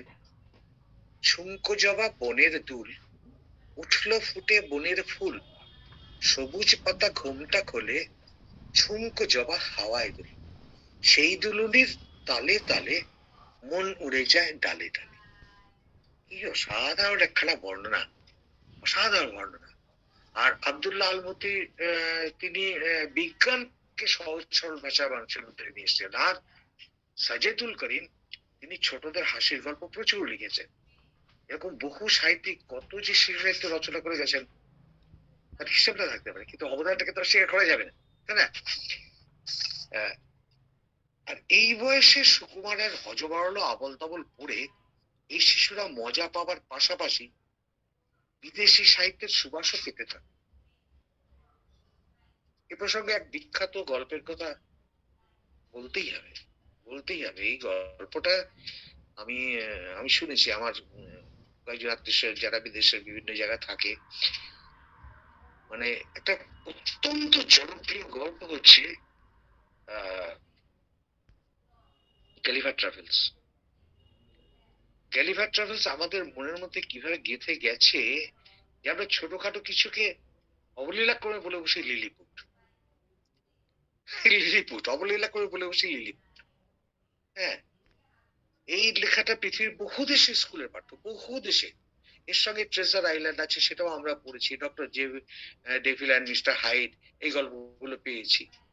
হ্যাঁ, এই আট্রয় থেকে শিশুরা আবার একটু বড় হয়ে ঢুকতে গিয়ে বিদেশি গল্পের পাশাপাশি পেয়ে গেল বিদেশি গল্প তো চলছে। ওই যে বললাম বিদেশি গল্প ওইভাবে এসে গেল। তার মধ্যে চলে এলো বিভূতিভূষণ বন্দ্যোপাধ্যায় চাঁদের পাহাড়, শরৎচন্দ্রের ইন্দ্রনাথ শ্রীকান্ত, লালু, আর লীলা মজুমদার, আশাপূর্ণা দেবী সহ প্রচুর প্রচুর লেখকদের লেখা ইত্যাদি। অনেকের নাম মানে আমি নিজে এখন সেই অর্থে আর বলতে পারবো। অজিত দত্ত একজন ছিলেন।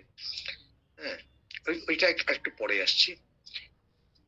এবং এই গল্পগুলো ছিল শিশু সাহিত্যে প্রবেশদ্বার বলা যায় কি, কিশোর সাহিত্যের প্রবেশদ্বার এটা বলা যায়।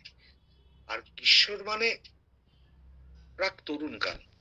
এই 12 থেকে 17-18 বছর এই কৈশোর কালটাকে মানুষের জীবনে একটা চূড়ান্ত সন্ধিক্ষণ, চূড়ান্ত সন্ধিক্ষণ, যার জন্য এর মানে ব্যাপকতাও প্রচুর।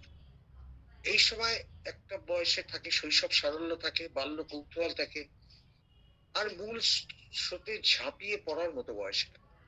কিরকম মানে এই বয়সে সাহিত্য সৃষ্টির ক্ষেত্রে লেখকদের সব বিষয় লক্ষ্য রেখে সাহিত্য নির্মাণ করতে হয়েছে বা এখনো হচ্ছে, মানে যারা করছেন। আমিও অবলানের কথা বলছি, আমিও ছোটখাটো এরকম একটু চেষ্টা করি আর কি। তো একটা ছিল জ্ঞান পিপাসা, এটা হচ্ছে তখন কৌতূহলের বয়স, জ্ঞান পিপাসার বয়স, অচেনাকে জয় করার বয়স, জয় করার ইচ্ছার বয়স, স্বপ্ন দেখার বয়স। হ্যাঁ, অলিক স্বপ্ন না, অলিক না। কেন অলিক নয় তার কারণ হচ্ছে যে শিশু বয়সে প্রাপ্ত শিক্ষাটা যদি এ পর্যন্ত সঠিকভাবে চালিত হয়ে আসে, আবার পড়ছি, শিশু বয়সের প্রাপ্ত শিক্ষাটা যদি এ পর্যন্ত সঠিকভাবে চালিত হয়ে আসে, তবে এই কৈশোরে যে সে স্বপ্ন দেখবে সে হলো নিজেকে উন্নীত করার স্বপ্ন, বিশ্বের দরবারে নিজেকে প্রতিষ্ঠা করার স্বপ্ন। আর এই স্বপ্নের উপযোগী সাহিত্য হতে হবে, সাহিত্য হবে কিশোরকে সঠিক রাস্তা দেখানোর সাহিত্য। তার মানে কি এরা শুধু রীতিকথা পড়বে আর কিতাবের শিক্ষা পড়বে না? এই বয়সে শিশুর কাছে ঠাকুরমার ঝুলি যেমন গ্রহণযোগ্য, তেমনি চাঁদের পাহাড়ের মতো অ্যাডভেঞ্চার চাই, চাই জিম করবেটের শিকারের গল্প, চাই গোয়েন্দা কাহিনী, পাশাপাশি ভৌতিক রহস্য ঘন লেখা, পাশাপাশি ভৌতিক রহস্য ঘন লেখা। আমার মনে হয় এরা খুব বেশি রকমের আসক্ত হয়ে থাকে গোয়েন্দা গল্পের, যার জন্য শরদিন্দু গঙ্গোপাধ্যায়, ব্যোমকেশ, সুনীল গঙ্গোপাধ্যায়, কাকাবাবু সন্তু, সমরেশ বসু, ভূগোল, সত্যজিৎ ফেলুদা এদের মনে রেকন থেকে পর্যন্ত মানে ঘুরে বেড়ায়। একটু আগে কিছু পত্রিকার নাম করবি, হ্যাঁ এবার কিছু পত্রিকার নাম করি। এই পত্রিকাগুলি 8-9 বছরের শিশুদের সাথে চলতে চলতে সাবলীল ভাবে কিশোর উপযোগী হয়ে উঠতে শুরু করলো। বললেন না? হ্যাঁ, ব্যোমকেশ কি কিশোর সাহিত্যের মধ্যে ফেলবো? না না ফেলবো না, ফেলবো না, আমি এই জায়গাটা একটু পরে আসবো, আমি ফেলবো না, ফেলবো না। আপনি একটু ইয়ে করুন, আমি হয়তো এটা এই জটটা ছাড়াতে পারবো আশা, আপনি আপনার কথা আমি 100 বার মেনে নিচ্ছি। তো এই সময়টা কিশোর উপযোগী হয়ে উঠতে শুরু করলো কার? অবনীন্দ্রনাথ ঠাকুরের অনেকটাই। উপেন্দ্র কিশোর অবনীন্দ্রনাথ থেকে 8 বছরের বড়। উপেন্দ্র কিশোর অবনীন্দ্রনাথ ঠাকুরদের হাত ধরে, অবন ঠাকুর প্রধানত ছবি আঁকিয়ে হলেও একদিন আড্ডা মানে ইয়ে করতে করতে রবি ঠাকুর অবন ঠাকুর এরা নিজেদের মতো স্কুল বানালেন। সেই সময় রবি ঠাকুর অবন ঠাকুরকে বললেন, এই অবন গল্প লেখো তো। অবন ঠাকুর বললেন, সে কি রবিকা? তুমি তো রবিকা বলতে। রবিকা, আমি গল্প লিখবো কি করে? যা পারো তাই লেখো, এদেরকে পড়াতে হবে না, এতে পড়ার জন্য গল্প লেখো। এই উৎসাহে অবন ঠাকুর, আসলে প্রতিভা তো চাপা নয়, চাপা থাকবে না, না এই প্রতিভাকে চাপা যাবে না। তিনি শুরু করলেন, উপহার দিলেন কি কি? পূর্ব বাংলা, নানু, ক্ষীরের পুতুল, রাজকাহিনী, খাজাঞ্চির খাতা, অসাধারণ। তবে একটা ইয়ে ছিল না রবীন্দ্রনাথ ঠাকুরের, উনি খুব অগোছালো মানুষ ছিলেন, খুব অগোছালো। রবীন্দ্রনাথ যেমন ভীষণ অর্গানাইজড, তিনি নজরুল যেমন একেবারে আনঅর্গানাইজড, অবন ঠাকুর ভীষণ এরকম ছিলেন, যার জন্য ওনার অনেক লেখা কিন্তু পাওয়াও যায়নি। যদিও মানে অনেকেই বলছেন ওনার আরো অনেক লেখা নাকি ছিল, পাওয়া যায়নি। মানে কি হয়ে গেছে, কেউ কেউ তার হদিশ রাখে না আর কি। তো এইসব ছবির অলঙ্কার এবং এর সঙ্গে উপেন্দ্র কিশোর রায় চৌধুরী এবং যেমন অবন ঠাকুর, তিনি ছবির সঙ্গে অলঙ্করণে একটা আলাদা মাত্রা যোগ করলেন। ফলে শিশু সাহিত্য নিঃশব্দে ঢুকে পড়লো কিশোর সাহিত্যে। টুনটুনির গল্প, মজুমদার সরকার, ছোটদের রামায়ণ, ছোটদের মহাভারত ইত্যাদি থেকে উপেন্দ্র কিশোর উপহার দিলেন কি? গুপি গাইন বাঘা বাইন। এই গুপি গাইন বাঘা বাইন, আপনি আমাকে একটু আগে যেটা বললেন ব্যোমকেশকে আমি ফেলবো না, কিন্তু গুপি গাইনের কথা ভাবুন। সব বয়সে, আমি গুপি গাইন বাঘা বাইন যখন দেখি তখন খুব সম্ভবত আমি ক্লাস 6 পড়ি আর কি, খুব সম্ভবত 6 কি 7 পড়ি। তখন থেকে মজা পেতে পেতে আজও আমি সুযোগ পেলে উইকিপিডিয়া খুলে মানে ইয়ে খুলে আমি গুপি গাইন বাঘা বাইন দেখি। এখনো যেন আমার কাছে নতুন নতুন এক একটা পর্দা খুলতে থাকে। এটাই হচ্ছে একটা অসাধারণ সাহিত্য। এইরকম একটা সাহিত্য মানে শুধু বাংলায় কেন, বিশ্ব সাহিত্য আমার মনে হয় খুব কম আছে। আমি হয়তো একটু বাড়াবাড়ি করে ফেললাম, ক্ষমা করবেন, আমার মনে হয় তাই। আর এই পরিপূর্ণ রূপ গুলো, হ্যাঁ। তো এইবারে মানে আরেকজন, এরপরে উপেন্দ্র কিশোর পুত্র সুকুমার রায় সাহিত্য অঙ্গনে প্রবেশ করলেন। একটা শব্দ যদি ব্যবহার করি, যথার্থ বাংলায় যথার্থ, ইংরেজিতে পারফেক্ট বলা হয়, আমার মনে হয় একদম কিশোর সাহিত্য একজন পারফেক্ট লেখক সুকুমার রায়, পারফেক্ট, এটা আমার মত। হ্যাঁ, এতে যেমন মজা পাওয়া যেতে থাকলো, তেমনি একটা বিশেষ আঙ্গিক পাওয়া গেল। খালি দুঃখ লাগে, মানে অবাক লাগে, দুঃখ লাগে যে এই সেই প্রতিভা মাত্র 36 বছর বয়স অব্দি টিকেছিলেন। মানে আমরা আরো কি পেতে পারতাম, আরো কয়েকটা বছর থাকতে আমরা আরো কি অসামান্য কিছু পেতে পারতাম। হ্যাঁ, আর এই উপেন্দ্র কিশোর এই লেখার জায়গা তৈরি করার জন্য উপেন্দ্র কিশোররা পত্রিকা বের করলেন, সন্দেশ। উপেন্দ্র কিশোর নিজস্ব ছাপাখানা ছিল এবং উনি সেই ছাপাখানার যন্ত্রপাতি বাইরে থেকে আনিয়েছিলেন। হ্যাঁ, সেই আনিয়ে উনি সন্দেশ বের করলেন। পরবর্তীকালে সুকুমার রায় তার সম্পাদক হলেন, তারপরে সত্যজিৎ রায় সেই সন্দেশটা চালিয়েছেন। তো এখানে একটা কথা আমি বলি, অরুণদা আপনারা আমাকে ক্ষমা করেন যদি আমি ভুল বলে থাকি। আমি আমার ইয়েতে মানে আমি ভুল বলে আপনারা যদি শুনতে থাকেন, আমি তাতে খুব খুশি হব আর কি। আমরা কিন্তু কিশোর সাহিত্যকে, রবীন্দ্রনাথকে খুব বেশি পেলাম বলে আমার মনে হয়নি।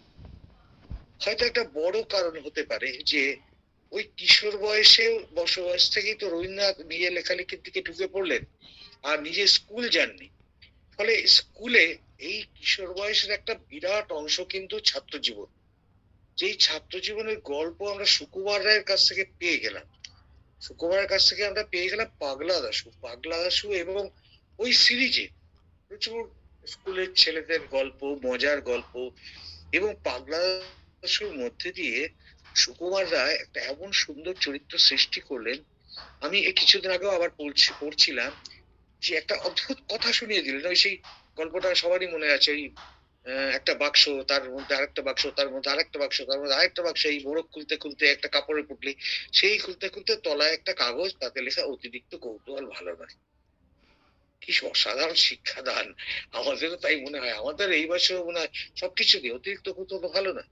আবার পাগলা দাশুকে দিয়ে সত্যবাদিতার পরিচয় দিচ্ছিলেন যখন সেই চিনে পটকার গল্পটা করতে গিয়ে। তুমি তখন কি করছিলে? কেন, আমি তো চিনে পটকায় আগুন দিচ্ছিলাম। সত্যি কথা বলা, এই যে ভাবে যাওয়া, মানে অকল্পনীয়। আমার একটা সময় মনে হয়, আমার মনে হয় যে আমি যদি এরকম সুকুমারের আর তারপর নাটক, উপেন্দ্র কিশোর নাকি নাটক লিখেছেন, আমি সেরকম কিছু ইয়ে পাইনি, নাটকের নামটা পাইনি। তবে সুকুমারের নাটক, আমি যদি একটা নাটক, আমরা বলছি নাট্যকার, আমি যদি এরকম একটা নাটক লিখতে পারতাম, আর লেখার আমার দরকার ছিল না।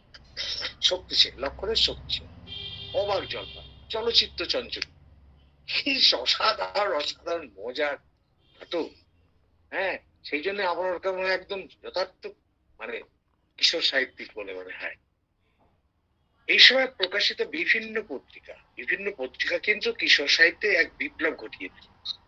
সন্দেশপুর ছিল, তার সঙ্গে এসে গেল ধরুন মৌচাক 1920-তে, 1922 এলো শিশু সাথী, 1987 এলো রামধনু, 1929 এলো মাস পয়লা। তার সেগুলো তো ছিলই, আর তাদের লেখকরা কারা কারা ছিলেন? কুলদারঞ্জন, কীর্তিন্দ্র নারায়ণ, নজরুল, ধীরেন্দ্রলাল ধর, বন্দে আলী মিয়া, বিমল ঘোষ, অখিল নিয়োগী, আর যিনি স্বপন গুহ, সৌরীন্দ্রনাথ, মঞ্জুলা গঙ্গোপাধ্যায়, অনেক অনেক মানে খ্যাত অখ্যাত অনেক লোকজন। এই 20 শতকের প্রথমার্ধ থেকে শুরু করে দীর্ঘ পথ অতিক্রম করা কিশোর সাহিত্য এক উজ্জ্বল অধ্যায়। এই পর্যায়ে আমি আমি এই পর্যায়ে একটুখানি ভাগাভাগি করব। সেটা হচ্ছে যে শিশুদের মধ্যে যেমন শ্রোতৃ শিশু আর পাঠক শিশু বলছি, তেমনি কিশোর বলতে একটা ভাগ আমি করবো, তা হলো 12 থেকে 14 শৈশবোত্তীর্ণ কিশোর, আর 15 থেকে 18 প্রাক তরুণ কিশোর। কেন করছি? হ্যাঁ, 12 থেকে 14 আর এই 15 থেকে 18, দুই স্তরের মধ্যে যে বিস্তর ফারাক লক্ষণীয়। প্রথম অবস্থায় কিশোর কিশোরীদের একটা শিশু সুলভ সরলতা আমরা পাই, পরবর্তী ক্ষেত্রে সেটা পাওয়া যায় না। শিশু সুলভ সরলতা সাধারণভাবে বয়স ভিত্তিক পড়াশোনার দিকটা ভাবুন। 12 থেকে 14 মানে ধরুন 6 থেকে 8, মানে ষষ্ঠ থেকে অষ্টম শ্রেণী। তারপর যখন কিশোরদের মানে হালকা হালকা গোপে দেখা দিতে থাকলো, মানে বয়স সন্ধিতে এসে কিন্তু এক লাফে তার অনেকটা বড় হয়ে গেল। মেয়েদের ক্ষেত্রে একটু অন্যরকম হবে, কারণ মেয়েদের একটু ম্যাচুরিটিটা একটু আগেই আসে। তবু আমি গড়ে একটা পঙ্ক্তিতে দেখেই বলছি, 14 বছর বয়স পর্যন্ত শিশু বা বালক শিশুরা যাই বলি না কেন, তখনও তাদের চোখের রঙিন সব থাকে না।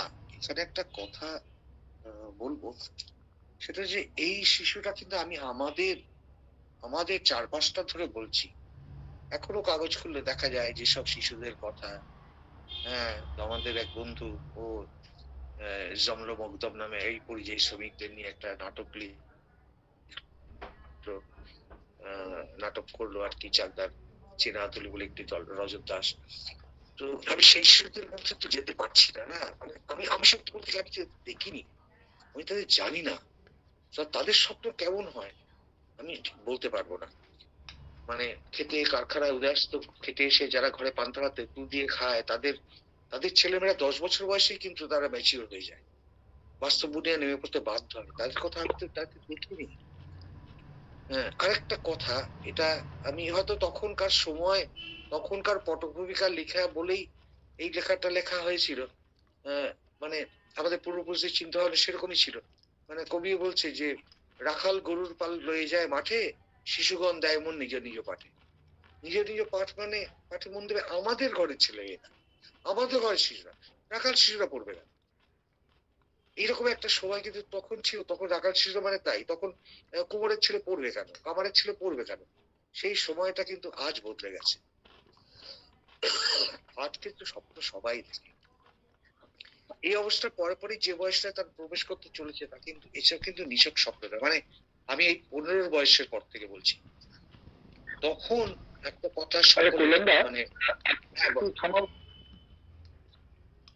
বলছি যে আপনি রবীন্দ্রনাথ সে অর্থে কিশোর সাহিত্য, রবীন্দ্রনাথ সে অর্থে কিশোর সাহিত্য এর মধ্যে দেখিনি, অবশ্যই কুমার রায়ের মতো নয়, কিন্তু কাবুলিওয়ালা, ছুটি, ইচ্ছে পূরণ, বা গুপ্তধন, মাস্টারমশাই, বলাই, এই লেখাগুলো তো কিশোর সাহিত্যের মধ্যেই পড়বে। এটা এটা হ্যাঁ, এটা তুমি বলতেই পারো কিশোর কিশোর সাহিত্যের মধ্যেই পড়বে। কিন্তু আমার একটা যে মনে হয় যে এগুলো নিছক কিশোর সাহিত্য কিন্তু নয়, এর মধ্যে দিয়ে কিন্তু অর্থটা, যেমন কাবুলিয়ালা কাবুলিয়ালার তুমি গল্পটা ভাবো একটা জায়গায় যে বেইমানের কোনো জায়গা নেই আর কি। এইটা তো এইটা তো বড়দের জায়গা না? হ্যাঁ, না, এটা মানে হ্যাঁ, একটা কিশোর তুমি যেটা সাহিত্য বললে আমি মাথায় রাখবো, আমি মাথায় রাখবো, অবশ্যই মাথায় রাখবো। ধরিয়ে দেওয়াটা, ধরুন ছুটি, মানে যেখানে ফটিক ছুটি চাইছে ওই ছুটির খোঁজ, মানে কিশোরদের ভিতরে যে এনে দেওয়ার, উম, মানে তাদের ভিতরের যন্ত্রণাটা কিন্তু এক্সপ্রেস করছে। হ্যাঁ, মানে আমি বলতে চাইছি যে মানে সুকুমার রায়ের ক্ষেত্রেও কিন্তু মানে এই যে একই জিনিস হযবলরা যখন আপনি এখানে এসে পড়ছেন, কেন আপনি আরেকটা অন্যরকম আইডেন্টিফাই করছেন, হয়তো কিশোর বয়সে ওই হযবলটা পড়েছেন বলে। মানে ভিতরে কোথাও বীজটা বুনে দেওয়ার প্রবণতা তো সব সাহিত্যিকদেরই থাকে, কিশোর বয়সে অন্তত থাকে বলে আপনার মত। সেক্ষেত্রে রবীন্দ্রনাথের আহ, এই ভূমিকা হয়তো ছিল, ইচ্ছে পূরণের মতো গল্প যেখানে লিখছে, মানে এটা তো সব বাচ্চাই ভাবে যে আমি যদি বাবা হয়ে যেত, বা এরকম আর কি। তো সেই জায়গা থেকে দাঁড়িয়ে ওই ওগুলো কি কিশোর সাহিত্য নয়? আরেকটা বিষয় আমার আহ, আহ, মনে হচ্ছে আরেকজনের নাম খুব বলা উচিত, ত্রৈলোক্যনাথের কথা। হ্যাঁ, ত্রৈলোক্যনাথের কথা। কথা। হ্যাঁ, ত্রৈলোক্যনাথ, নেটটা খুব জ্বালাতন করছে। ত্রৈলোক্যনাথ। তৈলক্যনাথ মুখোপাধ্যায়, আমি বললাম, আমি প্রথমেই বলছি, আমি অনেককে অনেককে ধরতে পারছি না, অনেককে ধরতে পারছি না, তবু তবু মানে কিছুটা চেষ্টা করছি। কারণ সব থেকে বড় কথা কি যে এই আপনি প্রথমেই বলেছি, সে তো আগেও না, বলেছি, হতে হতে যাবে আর কি। হ্যাঁ হ্যাঁ, অবশ্যই এটা যে লোকনাথের কথা তো হতে হতে যেতে পারে। এরকম এরকম অনেকের অনেকের কথাই মানে এসে যায় আমার জানা নেই। আমি সত্যি বলতে আমি জ্ঞানবৃক্ষ হয়ে এখানে বসে গিয়ে আমি তোমাদের কাছে জানতেই চাই। এই যে তুমি বললে, আমি এটা আমাকে অনেক খুশি করলো।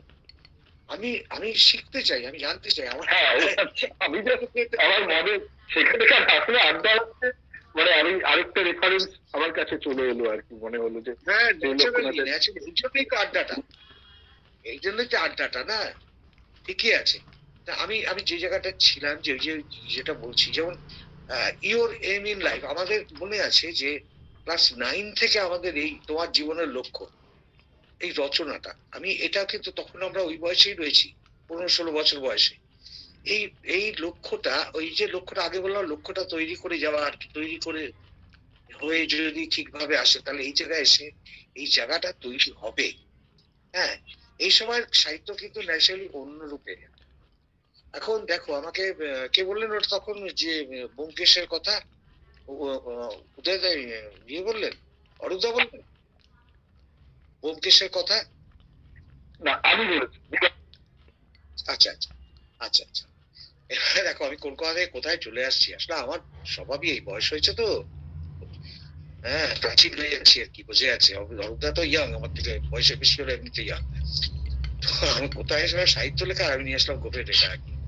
যাই হোক, এই 20 শতকের প্রথমার্ধ থেকে কিশোর সাহিত্য যে স্বর্ণযুগ এলো, তাতে অংশ নিলেন কারা? আস্তে আস্তে, হ্যাঁ, তাতে মানে তাদের একটা বাহন তখন দারুণ ভাবে তৈরি হয়ে গেল, সেটা হচ্ছে পত্রিকা। বেশ কিছু পত্রিকা তৈরি হয়ে গেল। হ্যাঁ, তো এই পত্রিকার মধ্যে পুজোবার্ষিকীতে আমরা দেখতাম বেশ মোটা মোটা একটা পত্রিকা বেরোতো, পলাকা, শিশু সাথী, তার আরো পরের দিকে এসে আনন্দ মেলা, হ্যাঁ, কিশোর ভারতী, আগে তো সন্দেশ ছিলই, শুকতারা।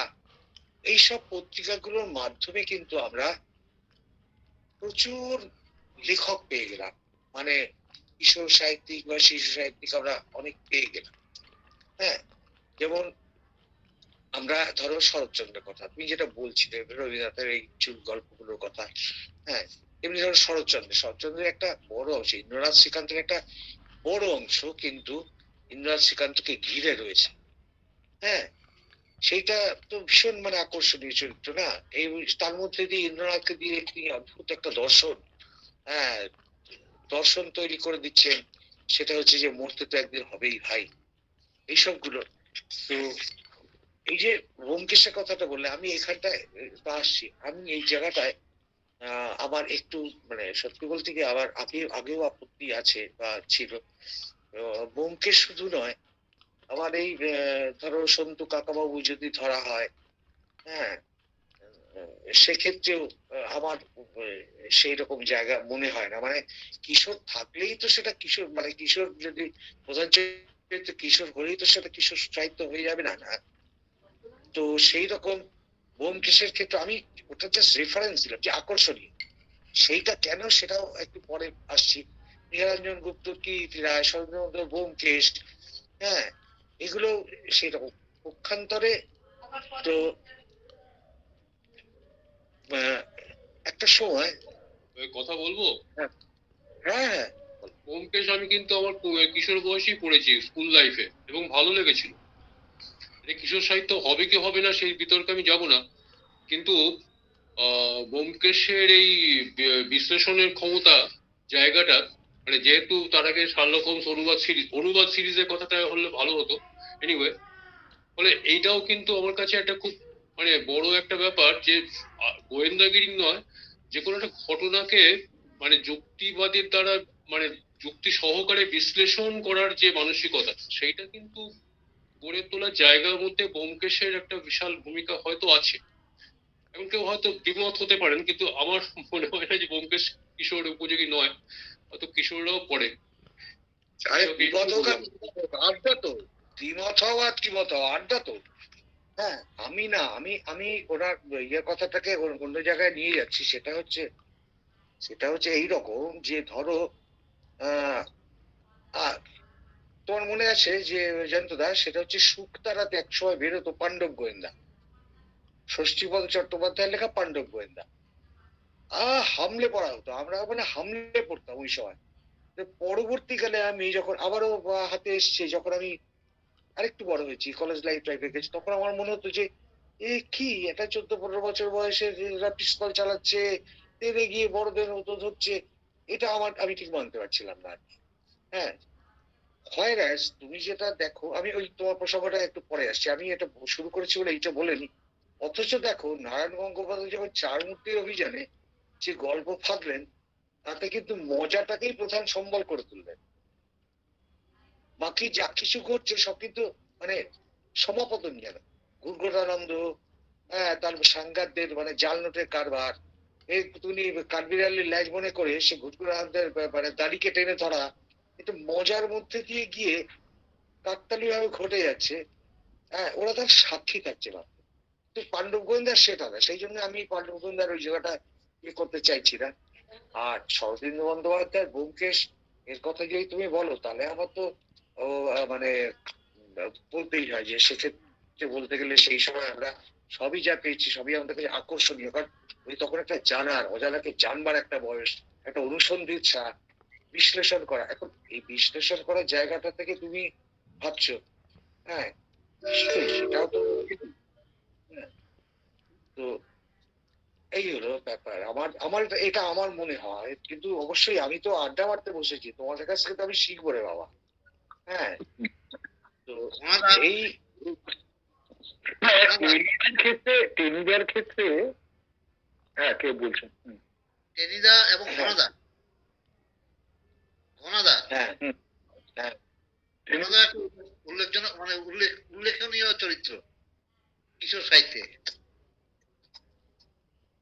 হ্যাঁ, এইবারেই আমি জাস্ট প্রেমেন্দ্র মিত্র কথায় ঢুকতে যাচ্ছিলাম। এই সময়কার লেখকদের মানে প্রেমেন্দ্র মিত্র, ওনাকে বলা হতো সব্যসাচী লেখক। ওনার চরিত্র ঘরসার চরিত্রটা সব্যসাচী, কি নেই, সব জানতা ঘনাদা, বৈজ্ঞানিক ঘনাদা, যোদ্ধা ঘনাদা, আবিষ্কারক ঘনাদা, সবই ঘনাদা।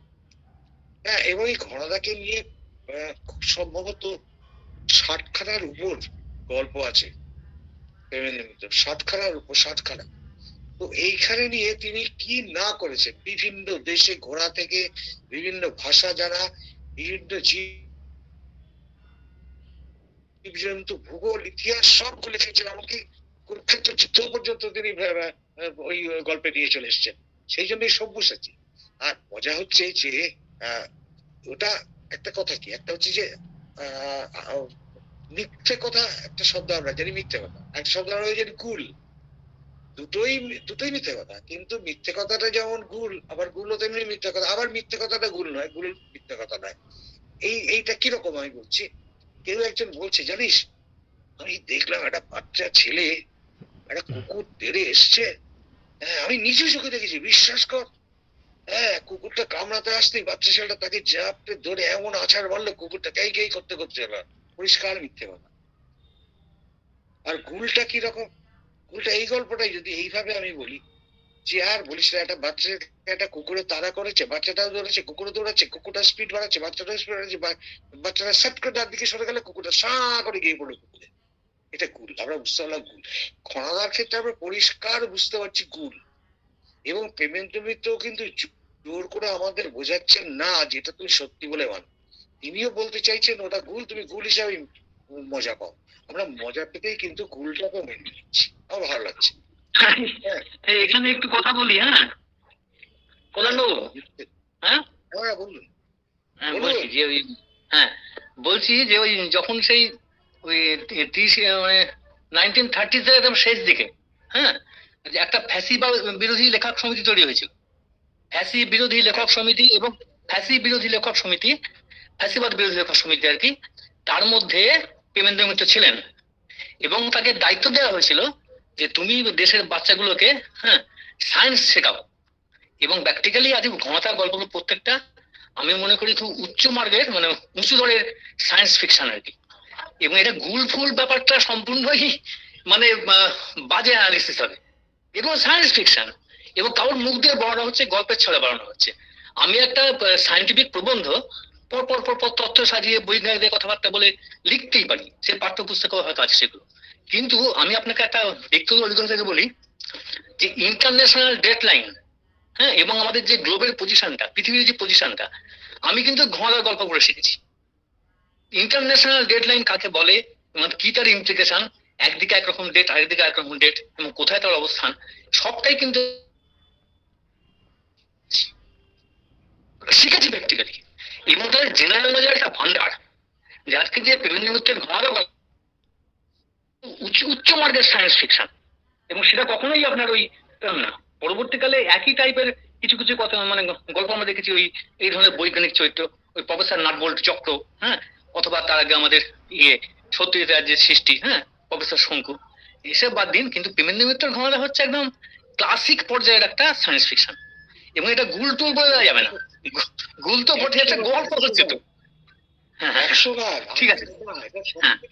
আপনার কাছ থেকে এটা জেনে আমার ভীষণ ভালো লাগলো। আমি খুব সমৃদ্ধ হলাম এই জায়গাটা, আমি জানতাম, সত্যি আমি জানতাম না। আমি অকপট স্বীকারোক্তি আমার, আমি জানতাম না। হ্যাঁ, ফ্যাসিবাদ বিরোধী লেখক সমিতি আমি স্বচ্ছন্দে কোট করতে পারি না। ফ্যাসিবাদ বিরোধী লেখক সমিতি ওকে দায়িত্ব দেওয়া হয়েছিল যে তুমি সায়েন্স লিখবে। এইটা আমি জানতাম না, আপনি আমাকে জানিয়ে খুব আমার উপকার করলেন।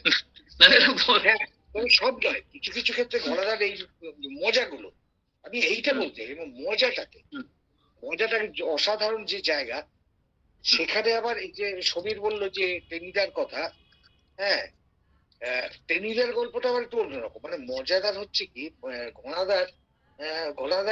ঘনাদাকে নামগুলো ভুলে গেছি কেটে যায় না, সুধীর, শিবু, গৌর, শিশির, এরা বসে আছে এক জায়গায়, ঘনাদা এক জায়গায় বসে আছে। এরা ঘনাদার কাছ থেকে এটা শুনবে বলে তাতিয়ে দিচ্ছে, সিগারেটের টিন দিচ্ছে, খাবারের অর্ডার দিচ্ছে, এইসব করে। এবার কথার কথা বলছি যে হয়তো এরকম একটা সিগারেট কথা এলো, দাদা বলে বসে, আরে সিগারেট তোমরা কি দেখেছো, এই দিয়ে শুরু হয়ে গেল, উদ্দেশ্য সব ঢুকিয়ে দিল এইটা। আর টেনিদা হচ্ছে চাটি মেরে খাবো, হ্যাঁ, ঝালমুন পকেট থেকে বের করে নিয়ে আয় দে, আর কেন আনিস তার জন্য তোর ফাইন 2 আনার চালা নিয়ে আয়। কিন্তু ঘনাদা হচ্ছে গল্প বলছেন, টেনিদা কিন্তু বললাম না টেনিদা নিয়ে পড়ছে। টেনিদার গল্পটা, টেনিদাতে গেলে আমরা রকেট ছবিটা পাই বোধহয়। হ্যাঁ ঘনাদা গেলে, ছবি পাচ্ছি। হ্যাঁ ঘনাদাতে গেলে রকেট ছবি পাচ্ছি। হ্যাঁ এখান থেকে গিয়ে হয়তো আফ্রিকাতে চলে গেলাম, কন্যাকুমারিকাতে চলে গেলাম, ইন্টারন্যাশনাল ডেট লাইনে চলে গেলাম ইত্যাদি। একশোবার ওই জন্যই তো শান্তনুদা বললেন যে এটা ক্লাসিক, সত্যি ক্লাসিক একটা ক্যারেক্টার বানানো, মানে সত্যিকারের সব্যসাচী। আর তবে টেনিদার আর ঘোড়াদা এগুলো শোনাচ্ছেন করেছেন। আর টেনিদা কিন্তু অভিযানে যাচ্ছে, টেনিদা কিন্তু সঙ্গে সঙ্গে চলছেন। হাবুল ক্যাবলা প্যালারামের সঙ্গে কিন্তু টেনিদা ঘরের মাটি ঘুরি ওড়াতেও যাচ্ছেন, টেনিদা ঘরের মাটি ঘুরে খাট কিনতে যাচ্ছেন, আবার চার মূর্তির অভিযানেও যাচ্ছেন। হ্যাঁ, আর এর মধ্যে আরেকজনকে আমি মানে আনতে হবেই আর কি, আমার সেটা হচ্ছে শিবরাম চক্রবর্তী। এই দাদাদের ভিড়ে চলে এলো হর্ষবর্ধন গোবর্ধন, কে নিয়ে আসেন? শিবরাম চক্রবর্তী। এক অদ্ভুত একটা ধারা, পান বা যমকের একটা ধারা বাংলা সাহিত্যে অত্যন্ত একটা মজার সৃষ্টি হয়ে উঠলো এই অসাধারণ স্রষ্টার কলমে। এটা প্রত্যেকেই বড়, প্রত্যেকেই মহান, প্রত্যেকেই বড় মাপের সাহিত্য। কিন্তু শিবরাম তো এই যে আর কি, হ্যাঁ শিবরাম তো রাজমহলতার আগে আর কি। না, সত্যি বলতে কি আমি এখানে আগে আমার ক্ষমা চাওয়া উচিত ছিল আগে, যে আমি এখানে 1, 2, 3 ক্রোনোলজিটা সাজাতে পারবো না আর কি, কারণ আরো অনেকে এরকম নাম গুলো বেরিয়ে পড়বে। হ্যাঁ, যেমন শিবরামের কথাটা বলতে গিয়ে আমি বললাম একটু নস্টালজিক হয়ে পড়ি। ওই একটু আগে জয়ন্তদা বললো না আমি পড়েছি কিশোর বয়সে, তো একটা ইন্টারভিউ এর কথা বলি। তখন তো এই একটু আগে যেমন বলছেন নীরেন্দ্রনাথ চক্রবর্তী ইন্টারভিউ এর কথা, তেমনি একটা সাক্ষাৎকার শৈল চক্রবর্তী শিবরাম চক্রবর্তীকে নিয়ে হচ্ছে। আমার তো খুব প্রিয় লেখক শিবরাম চক্রবর্তী, শৈল চক্রবর্তী বললেন যে এরকম তুমি বড়দের গল্প লিখতে লিখতে কিশোর সাহিত্যে চলে এলে কেন, শিশুদের লেখা লিখতে শুরু করলে কেন? হ্যাঁ, আমি তখন লিখতাম বড় বড় কবিতা। আর আমি মানে সত্যি বলতে আমি খুব অবসর লোক, আমি একটা অসাধারণ কবিতা শিবরামের হাইমের অনুবাদ, হাইমের লেখা একটা কবিতা আমি হারিয়ে ফেলেছি, আমি পড়েছি। শিবরাম চক্রবর্তীর আপনারা সবাই জানেন বাড়ি থেকে পালিয়ের মতো গল্প লিখেছেন, যখন তারা কথা বলবেন মতো নাটক লিখেছেন, দেশ বা আনন্দ সঙ্গীত, আনন্দবাজার 50 বছরের ছোট গল্পে শিবরামের বড় গল্প রয়েছে। সেই শিবরাম বলে বসলেন, বললেন তুমি গল্পে এলে কেন? শিবরাম বললেন যে আসলে কি জানো, আমি ওইসব লিখতে লিখতে দেখলাম যে কিশোরাই পড়ে ফেলে, ওরাই যখন পড়ে ফেলে তখন আমি আর শুধু শুধু কষ্ট করে 2 রকম লেখা লিখি কেন, একরকমই লিখি।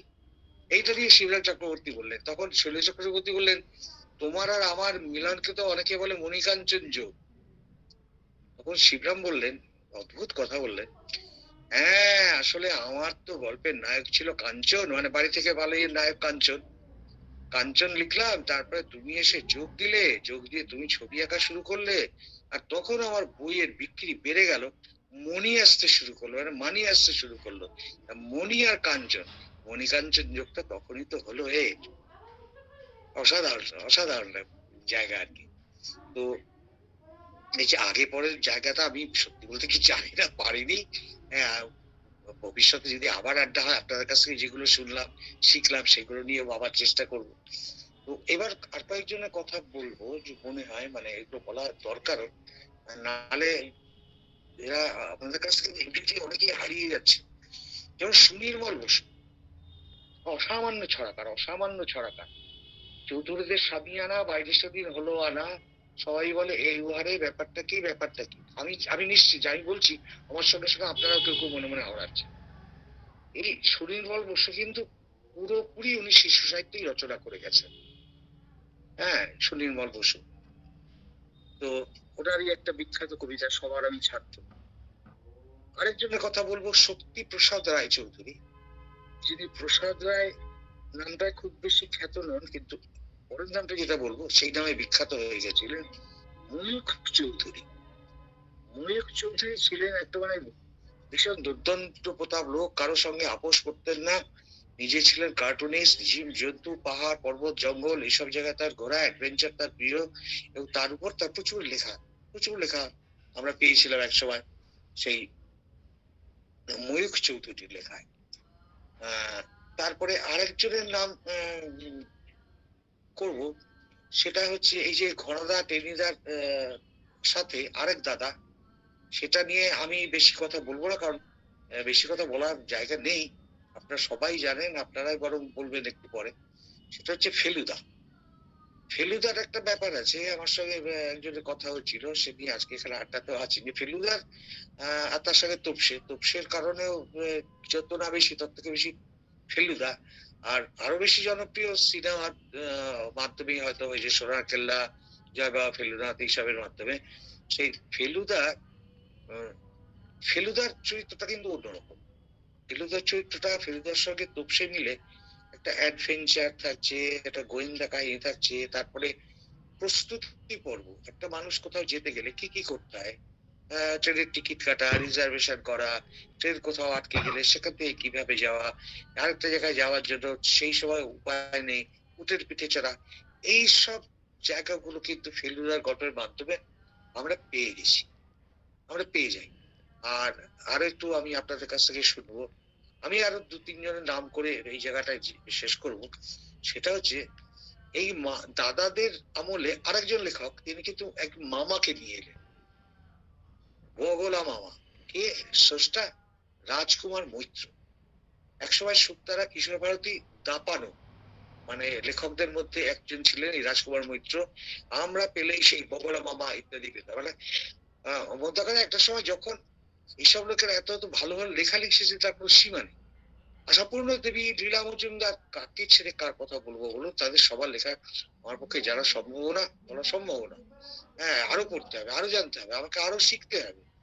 হ্যাঁ, তো এইসব এর মধ্যে দিয়ে আমরা একটা জায়গায় এবার বলবো, সেটা হচ্ছে আরেকজনের কথা, তো মানে কিভাবে যে বলবো, মানে কিশোর সাহিত্যে তিনি একটা অন্যরকম ধারা নিয়ে চলেন, শীর্ষেন্দু মুখোপাধ্যায়, এখনো চলছে। অদ্ভুত সিরিজ, তার গল্পে কোনো বিশেষ কোনো নায়কের নাম নেই, নায়কের কোনো গল্পেই আলাদা কোনো নায়ক নেই, অথচ অসাধারণ তার সব লেখাগুলো আনন্দতলায় বেরোয়।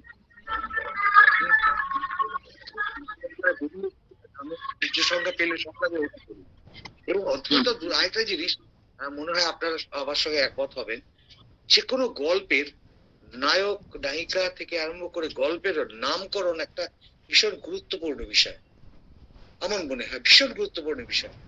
এরা সাবলীল ভাবে, সব বড় বড় লেখকরা সাবলীল ভাবে কোথায় চলে যাচ্ছেন। শীর্ষেন্দু মুখোপাধ্যায়ের একটা গল্প আমি তো এখনো সুযোগ পেলে পড়েনি, গল্পটার নাম হচ্ছে 16 নম্বর ফটিক ঘোষ। কি অদ্ভুত একটা নাম, 16 নম্বর ফটিক ঘোষ, একটা অসাধারণ গল্প। তার মধ্যে ভূত, অলৌকিক ব্যাপার ইত্যাদি মিলিয়ে উনি একটা জায়গা, নিজস্ব একটা জায়গা তৈরি করেছেন শীর্ষেন্দু মুখোপাধ্যায়। এটা মানে এখনো চলছে। আশা মানে কামনা করবো আরো দীর্ঘদিন তিনি থাকুন, আমাদের আরো ভালো ভালো লেখা উপহার দিন। হ্যাঁ, তবে এই জায়গায় কিন্তু একটা আক্ষেপ আমার আছে।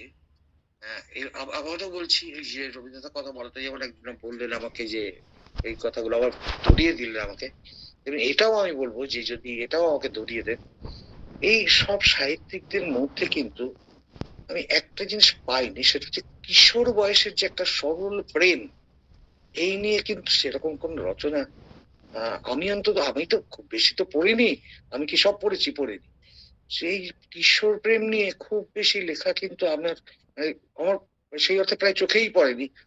এই বয়সের একটা মজার, মানে খুব একটা সরল একটা প্রেম, মানে একটা বিস্ময়ে দেখা, একটা ছেলের, একটা কিশোরের, একটা কিশোরীকে দেখা, একটু কথা বলা, একটু হাসা। এখনকার তো একটা ভ্যালেন্টাইন ডে হয়েছে, আমাদের সময়কার ভ্যালেন্টাইন ডে ছিল হচ্ছে সরস্বতী পুজোটাই আমাদের ছিল ভ্যালেন্টাইন ডে। একটা ছোট ছোট মেয়েরা শুদ্ধ কাপড় পরতে শেখা, তারা কাপড় পরে ঘুরে হাঁটবে, ছেলেরা আমি আমি কিন্তু আমার আমার বয়সে আমি কিন্তু ধুতি পরতাম আর কি। কারণ আমরা নিজেরা পুজো করতাম, সেই পুজো ইচ্ছা করে সকাল থেকে ধুতি টুতি পরে ঘোরাঘুরি করতাম। তারপরে এলো পাজামা পাঞ্জাবি। এই ব্যাপারটা কিন্তু এই কিশোর প্রেমের ব্যাপারটা কারো কাছেই সেইভাবে পেলাম না। একমাত্র একটা লেখায় পেয়েছি, শিবরাম চক্রবর্তীর ঈশ্বর পৃথিবী ভালোবাসাতে শিবরাম চক্রবর্তীর সঙ্গে রিনির প্রেম। এই একটা জায়গায় কিন্তু মানে দারুণ ভাবে পেয়েছি, অপূর্ব ভাবে পেয়েছি, এত সরল ভাবে পাওয়া গেছে আর কি, এটা পাইনি। আর এবারে আমি অনেক বলেছি, এবার আপনাদের কাছ থেকে শুনবো, তার আগে আমি আরেকটুখানি বলে শেষ করছি। সেটা হচ্ছে এই সময় আর একটা জিনিস কিন্তু সাংঘাতিক ভাবে আসবে, কমিক্স আর কার্টুন। বিদেশি কমিক্স কার্টুন এবং আমাদের এখানকার কমিক্স এবং কার্টুন, আমাদের এখানে শান্তনুদা এটা একটু ভালো করে ধরুন। সেটা হচ্ছে ময়ূর চৌধুরী। হ্যালো, বলছি আপনি বিষয়টা পাল্টানোর আগে জাস্ট একটু মানে বলতে চাইছিলাম যে বিভূতিভূষণ বন্দ্যোপাধ্যায় মানে অপুর গল্প আর কি মূলত, বা আরণ্যকের গল্প। আর এদিকে সঞ্জীব চট্টোপাধ্যায়ের কিছু কিছু গল্পেও মনে হয় এই মানে কিশোর প্রেমের এই ব্যাপারটা কিছুটা হয়তো আছে, মানে খুব ভালো করে। হ্যাঁ, ইয়েতে পথের পাঁচালীতে আমরা কিন্তু দুর্গার একটা জায়গা পেয়েছি, সেটা হচ্ছে যে সেই দুর্গা বেড়ে উঠছে। এইটা কিন্তু সত্যি তাই পথের পাঁচালীতে ফুটিয়েছেন, দুর্গা বেড়ে উঠছে, বৃষ্টিতে ভিজছে, বৃষ্টিতে ভিজার মধ্যে একটা আনন্দ। এইটা আমি তো বললাম, আমি তো আর সব পড়ি না, আমি সব জানিও না। আপনি বললেন, আমি নিশ্চয়ই খুঁজে পড়বার চেষ্টা করাও। সিনেমার সঙ্গে সাহিত্যের পার্থক্য আছে কল্যাণদা। মানে হ্যাঁ, সিনেমা দেখে যদি মানে আপনি তো পথের পাঁচালী সিনেমার কথা বলেন, সিনেমা আর সাহিত্য দুটোর মধ্যে তো একটা পার্থক্য আছে। মানে বিভূতিভূষণের কিছু কিছু লেখা যদিও আমি পড়েছি, যে কিশোর বলতে পারবো কিনা কিশোর বা কিশোর কিনা, কিন্তু কিছু লেখার যে প্রেমগুলো আছে খুব আবেগ ঘন। পথের পাঁচা মানে মানে অপুর যে জার্নিটা, আমাটি ভেপুর ক্ষেত্রে আমার মনে হয় না ওই যে কিশোর বয়সের প্রেম খুব উঠে এসেছে। মানে সত্যিই তো কি সিনেমা দেখাচ্ছেন সেইটা বিষয়।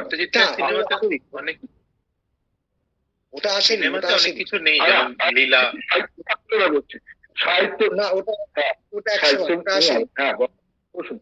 ওটা আসেনি। কি না না না, ঠিক আছে ঠিক আছে, আমি বলছিলাম মানে হ্যাঁ, ওটা ঠিক আছে ঠিক আছে হয়ে গেছে। কিন্তু আমার মনে হয়েছে যেমন যেমন যেমন মানে গুপি গাইন বাঘাবাইনের কথা বললেন, গুপি গাইন বাঘাবাইনের ক্ষেত্রে আমি যদি গল্প পাঠের ক্ষেত্রে বলি, গল্পের ক্ষেত্রে কিন্তু সত্যজিৎ রায়ের যে অ্যানালিসিস, সেই অ্যানালিসিস করাটা খুব ডিফিকাল্ট। মানে যদি শুধু গল্পটাকে সাহিত্যটাকে বলি, হ্যাঁ, কারণ গল্পতে অত কিছু ওই রাজনীতির বিষয়টা ওরকম ভাবে উঠে এসছে বলে আমার যতটুকু পড়েছি ততটুকু ধারণা নেই। সেখান থেকে একজন নিতেই পারে মানে গল্প এবং ইয়েকে আলাদা করে রাখার ক্ষেত্রে।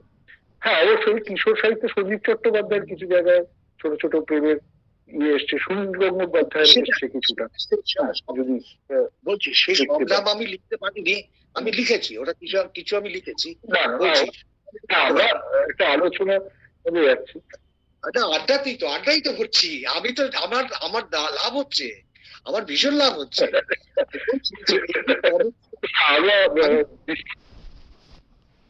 না, এই যে সঞ্জীব চট্টোপাধ্যায় শুধু কেন, আমি অনেকের নাম তো লিখতে পারলাম না। আমাকে আমি সব তো এখন আর ওই যেগুলো আমিও ভীষণ অর্গানাইজ, আমার কাছে অনেক ভালো ভালো নিয়েছিল। যেমন ধরুন কুমুদ রঞ্জন মল্লিক কি সেই অর্থে কিশোর সাহিত্য, অথচ তার একখানা ছড়া আমি বললে আমি জানি আমার সঙ্গে আপনারা বলবেন, এসেছিল এই দেশে রামসুখ দেওয়ারি, অধিবাসী হবে বুঝি বন্দিকে দেওয়ারি।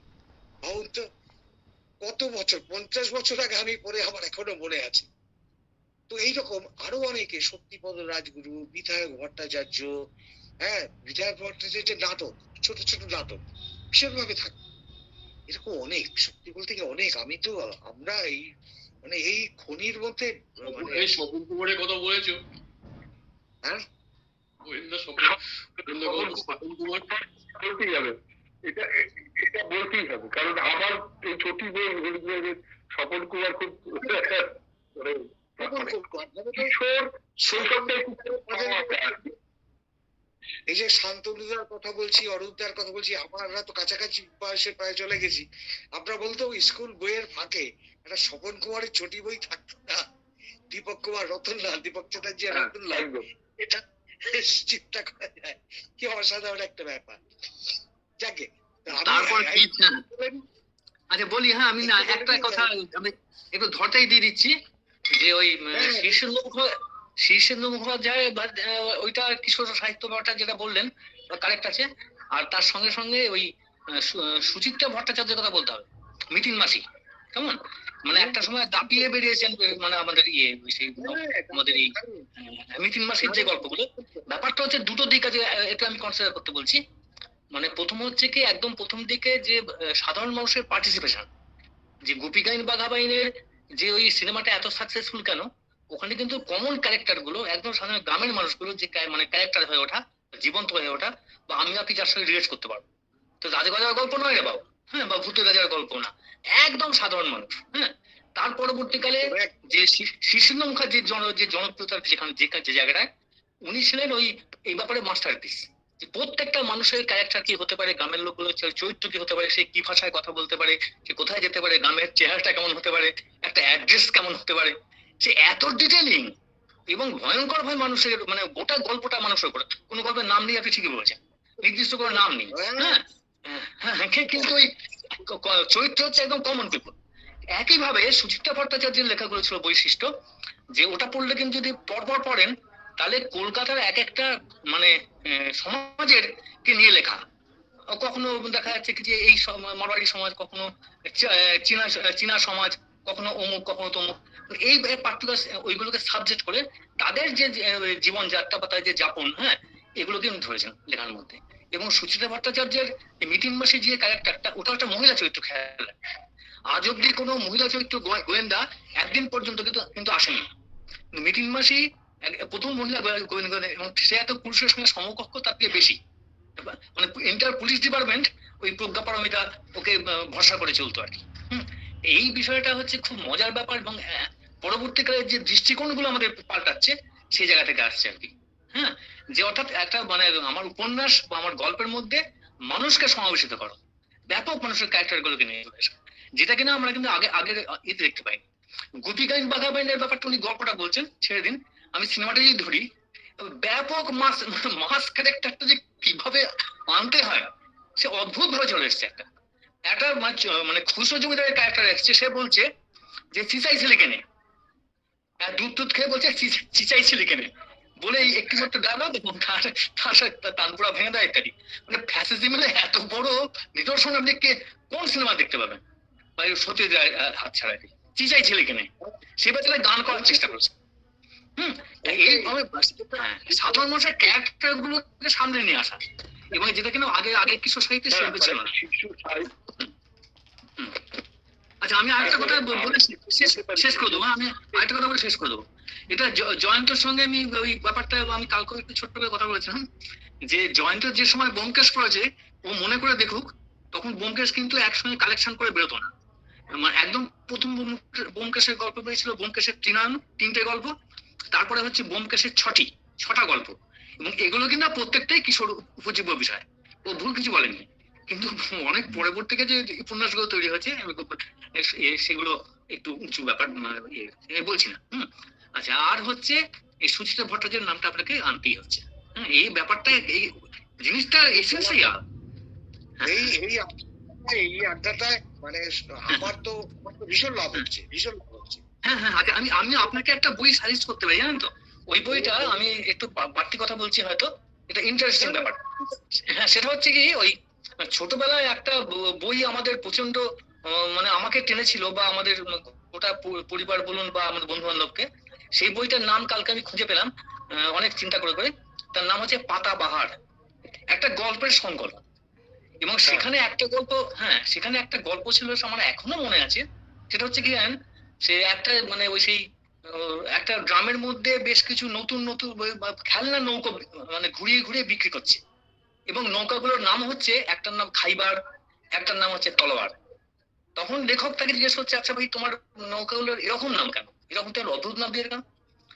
দেখা গেল কি, মানে ইতিহাসটা অনুসন্ধান করতে গিয়ে ও নৌবিদ্রোহের লোক ছিল, নৌবিদ্রোহের সেনানী।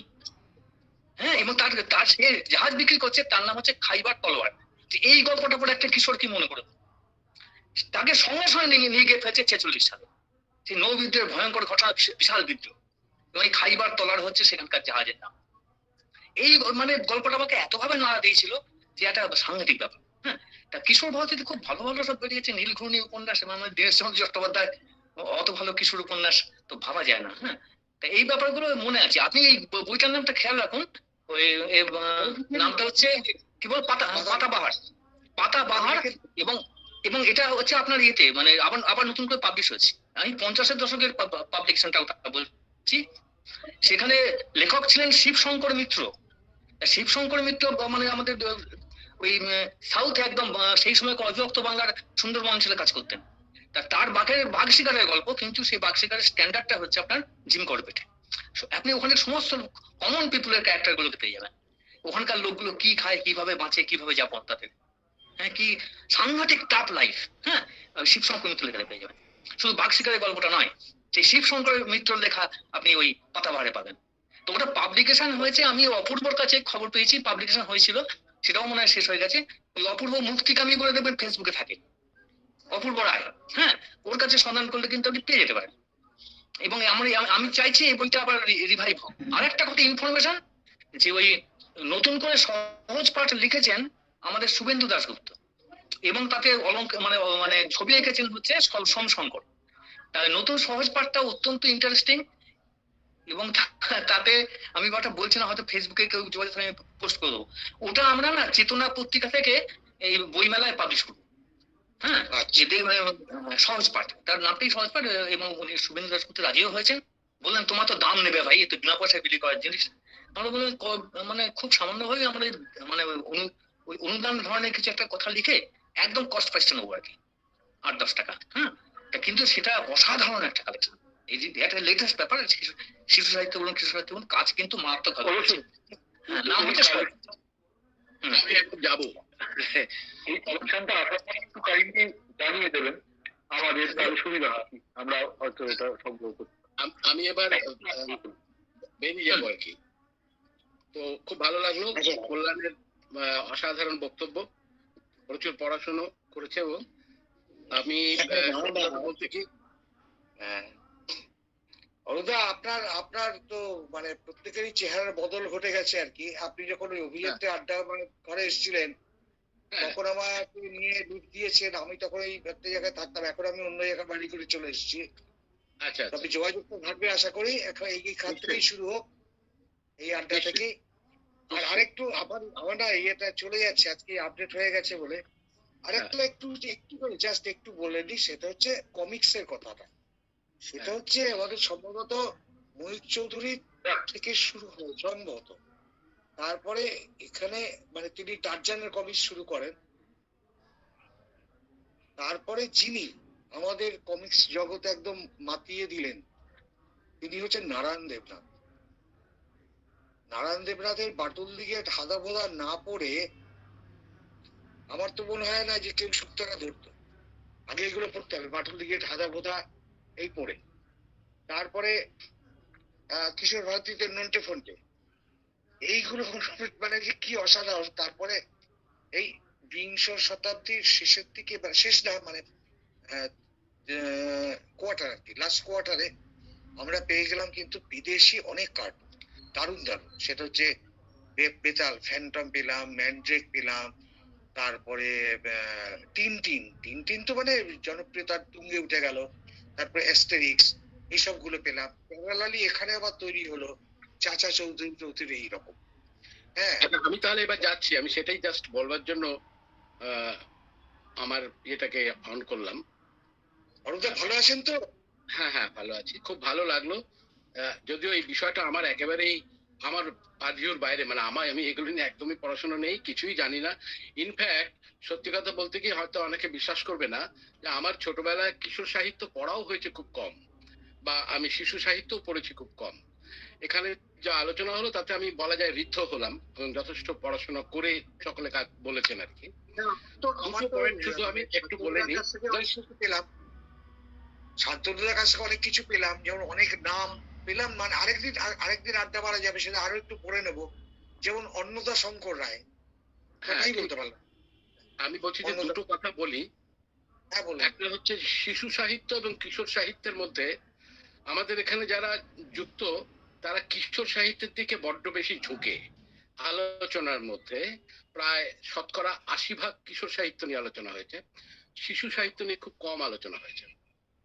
এক। দুই হচ্ছে, প্রথম শুরুতেই শিশু এবং কিশোরকে কিভাবে ডিফারেন্সিয়েট করা হবে এই নিয়ে একটা আলোচনা হচ্ছিল। এ ব্যাপারে বলি যে শিশু বলতে কি বোঝায়। বিখ্যাত বিখ্যাত মনস্তত্ত্ববিদ ফ্রয়েডের বক্তব্য হচ্ছে 7 বছর বয়স পর্যন্ত শিশু ধরা হবে। একেবারে কি এক্স্যাক্টলি 7, সেখানে 6.5 হতে পারে, 7.5ও হতে পারে, কিন্তু 7 ধরা হয়। এবং আমাদের ক্রিমিনাল লতেও রয়েছে যে 7 বছর পর্যন্ত কোনো শিশু কোনো ক্রাইম করতে পারে না, যা ঘটে যাক না কেন সেটা ক্রাইম নয়। 7 থেকে 7 দুগুণ 14 বছর, এই পিরিয়ডটা হচ্ছে তার বাল্যকাল, যেটা একটা অদ্ভুত ধরনের ফেজের মধ্যে দিয়ে যায়।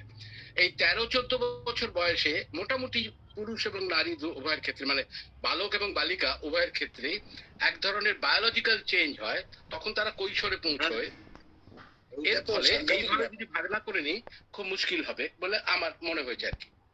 তো এই আলোচনা খুব ভালো লাগলো। একটাই শুধু বলি যে আমাদের এখানে শিশু সাহিত্য বহু পুরনো। এক সময় রেভারেন্ড লালবিহারী দে আবিষ্কার করেছিলেন যে গ্রামাঞ্চলে প্রচুর ফোক টেল আছে।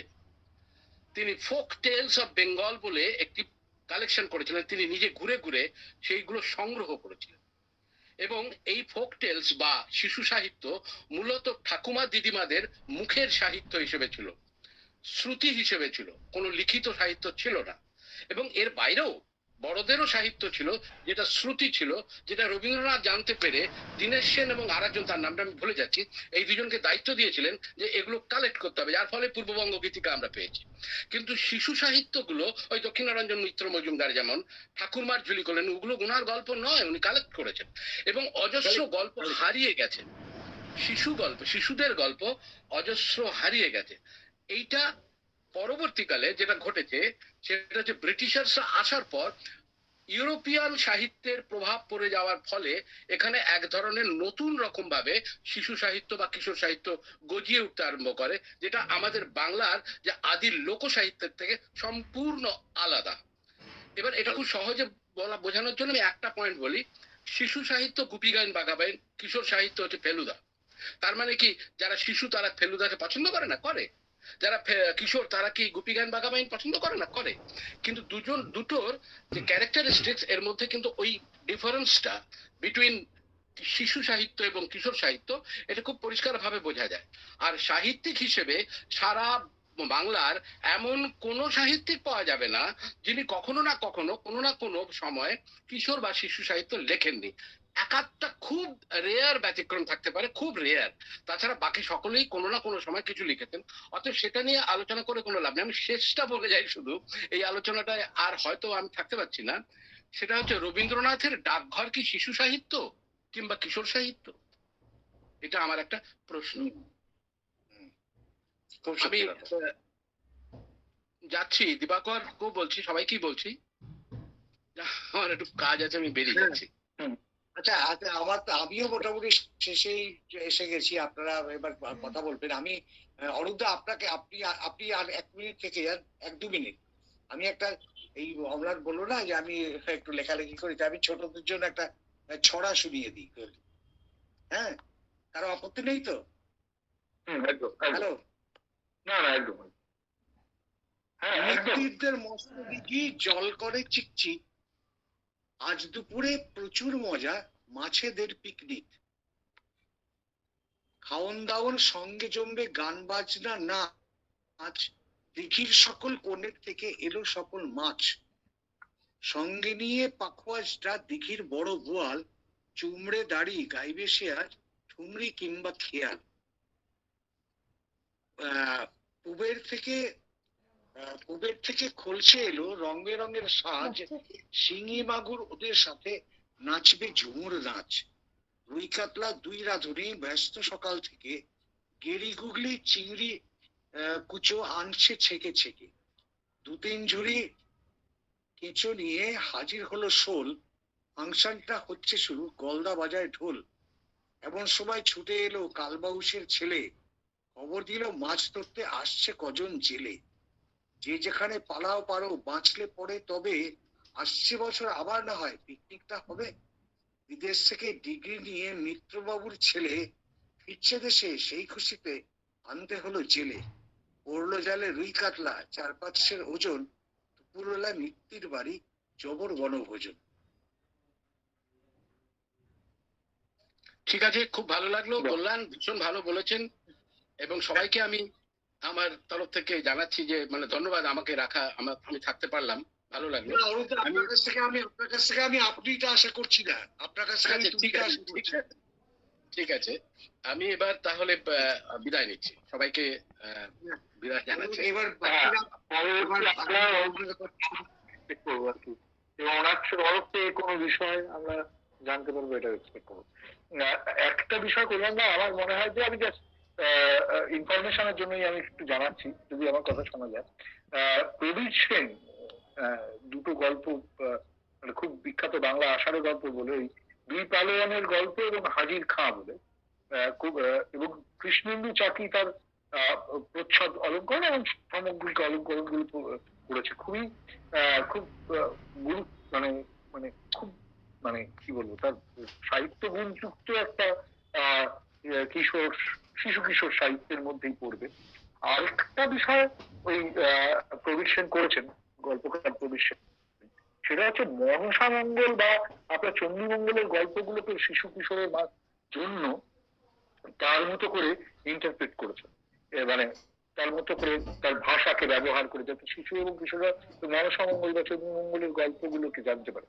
সেরকম ভাবে আমরা ভালোভাবেই পেয়ে থাকি উপেন্দ্র কিশোরকে, যে মহাভারতকে বা রামায়ণকে কিন্তু শিশুদের মাধ্যমে এনে দিচ্ছেন, শিশুদের কাছে এনে দিচ্ছেন, কিশোরদের কাছে এনে দিচ্ছেন তার মতো। মানে একটা রামায়ণ এবং একটা মহাভারতকে কিশোর বয়সে ইন্ট্রোডিউস করাচ্ছেন তার বোধ, তার জায়গা থেকে, তার ঘটনা, তার গল্প থেকে, অবশ্যই ধর্মীয় গ্রন্থ থেকে নয়, সাহিত্য থেকে, যে এটা আমাদের ভারতবর্ষীয় সাহিত্য গুণ, সেইটাকে কিন্তু এনে দেওয়ার কাজটা করলেন কিন্তু উপেন্দ্র কিশোর রায়চৌধুরী, যেটা খুব গুরুত্বপূর্ণ কাজ বলে মনে হয়। যে মানে শিশু সাহিত্য, নিজস্ব শিশু সাহিত্য বা লোকশিশু সাহিত্য রেখে দেওয়ার মতোই এই যে একটা বড়দের গল্প বা বড়দের মহাকাব্য, সেই কাব্য ভারতবর্ষের একটা মহাকাব্য, তাকে ছোট করে তার ভাষাকে সেভাবে লিখে একদম কিশোর বয়সে বা সদ্য কিশোর যারা হচ্ছে তাদের কাছে গ্রহণযোগ্য করে তোলার যে কাজটা, গুরুত্বপূর্ণ কাজ কিন্তু উপেন্দ্র কিশোর রায়চৌধুরী করেছেন। মানে সেটা 100 বার। এখন দেখো, সত্যি কথা বলতে কি, আরো পড়বো, আরো জানবো, নিশ্চয়ই আবার বসা যাবে। আরো অনেক লেখক এরকম, মানে হয়তো একটা দুটো লেখা কিন্তু অসাধারণ লেখালেখি রেখে গেছেন। হ্যাঁ, এরকম অনেক হয়তো পাওয়া যাবে। আমরা তো সব পারিনি। আমি সেই জন্য সবার কাছে এ ব্যাপারে দুঃখ প্রকাশ করেও বলছি, আরেকদিন হয় বসবো, বিভিন্ন আড্ডার সুবিধাটা আছে, এই সংযোজন গুলো হয় আর কি, আমরা সবাই মিলে জানতে পারি। আপনার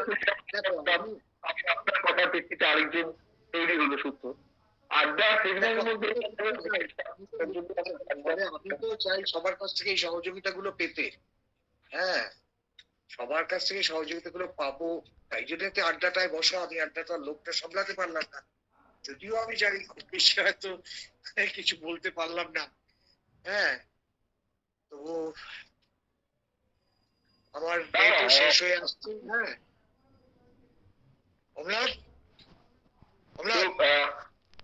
অম্লানদা মানে একটু বেরিয়েছে, অম্লানদা বেরিয়ে গেছে।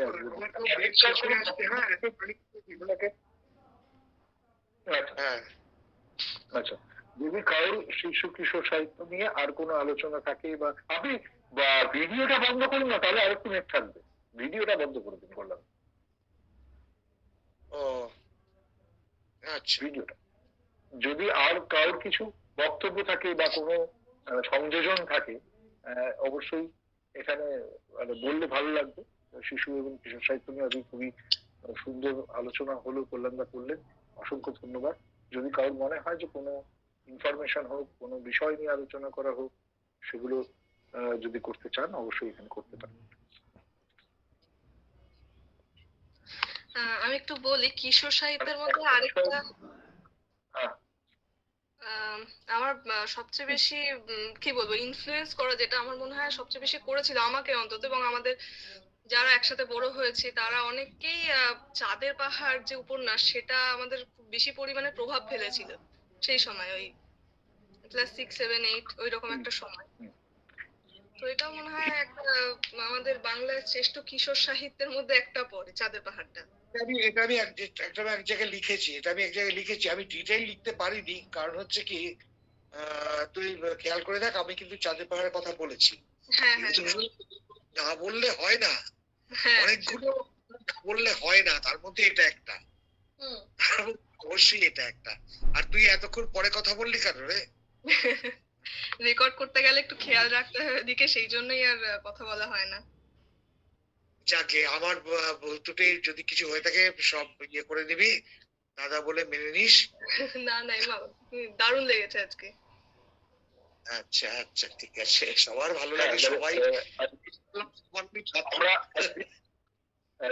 খুবই ভালো হয়েছে, খুব ভালো হয়েছে। কল্যাণ বাবুর বক্তব্য মানে ভীষণ ভালো লাগলো, ভীষণ উপভোগ করেছি, খুব ভালো, খুব ভালো লেগেছে।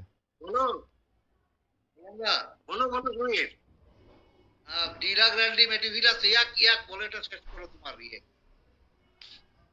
কি বলছে? डीरा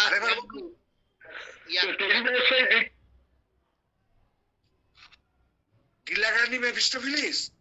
হ্যাঁ হ্যাঁ,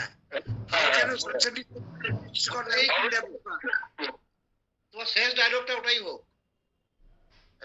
তোমার উত্তরটা আমি এইভাবে আমি দিচ্ছি, হাউ ক্যান ডু সাকসেন্টিফাই দ্য ল্যান্টিস্টিক অর ল্যাভিস্টিং ডেম্পুকা।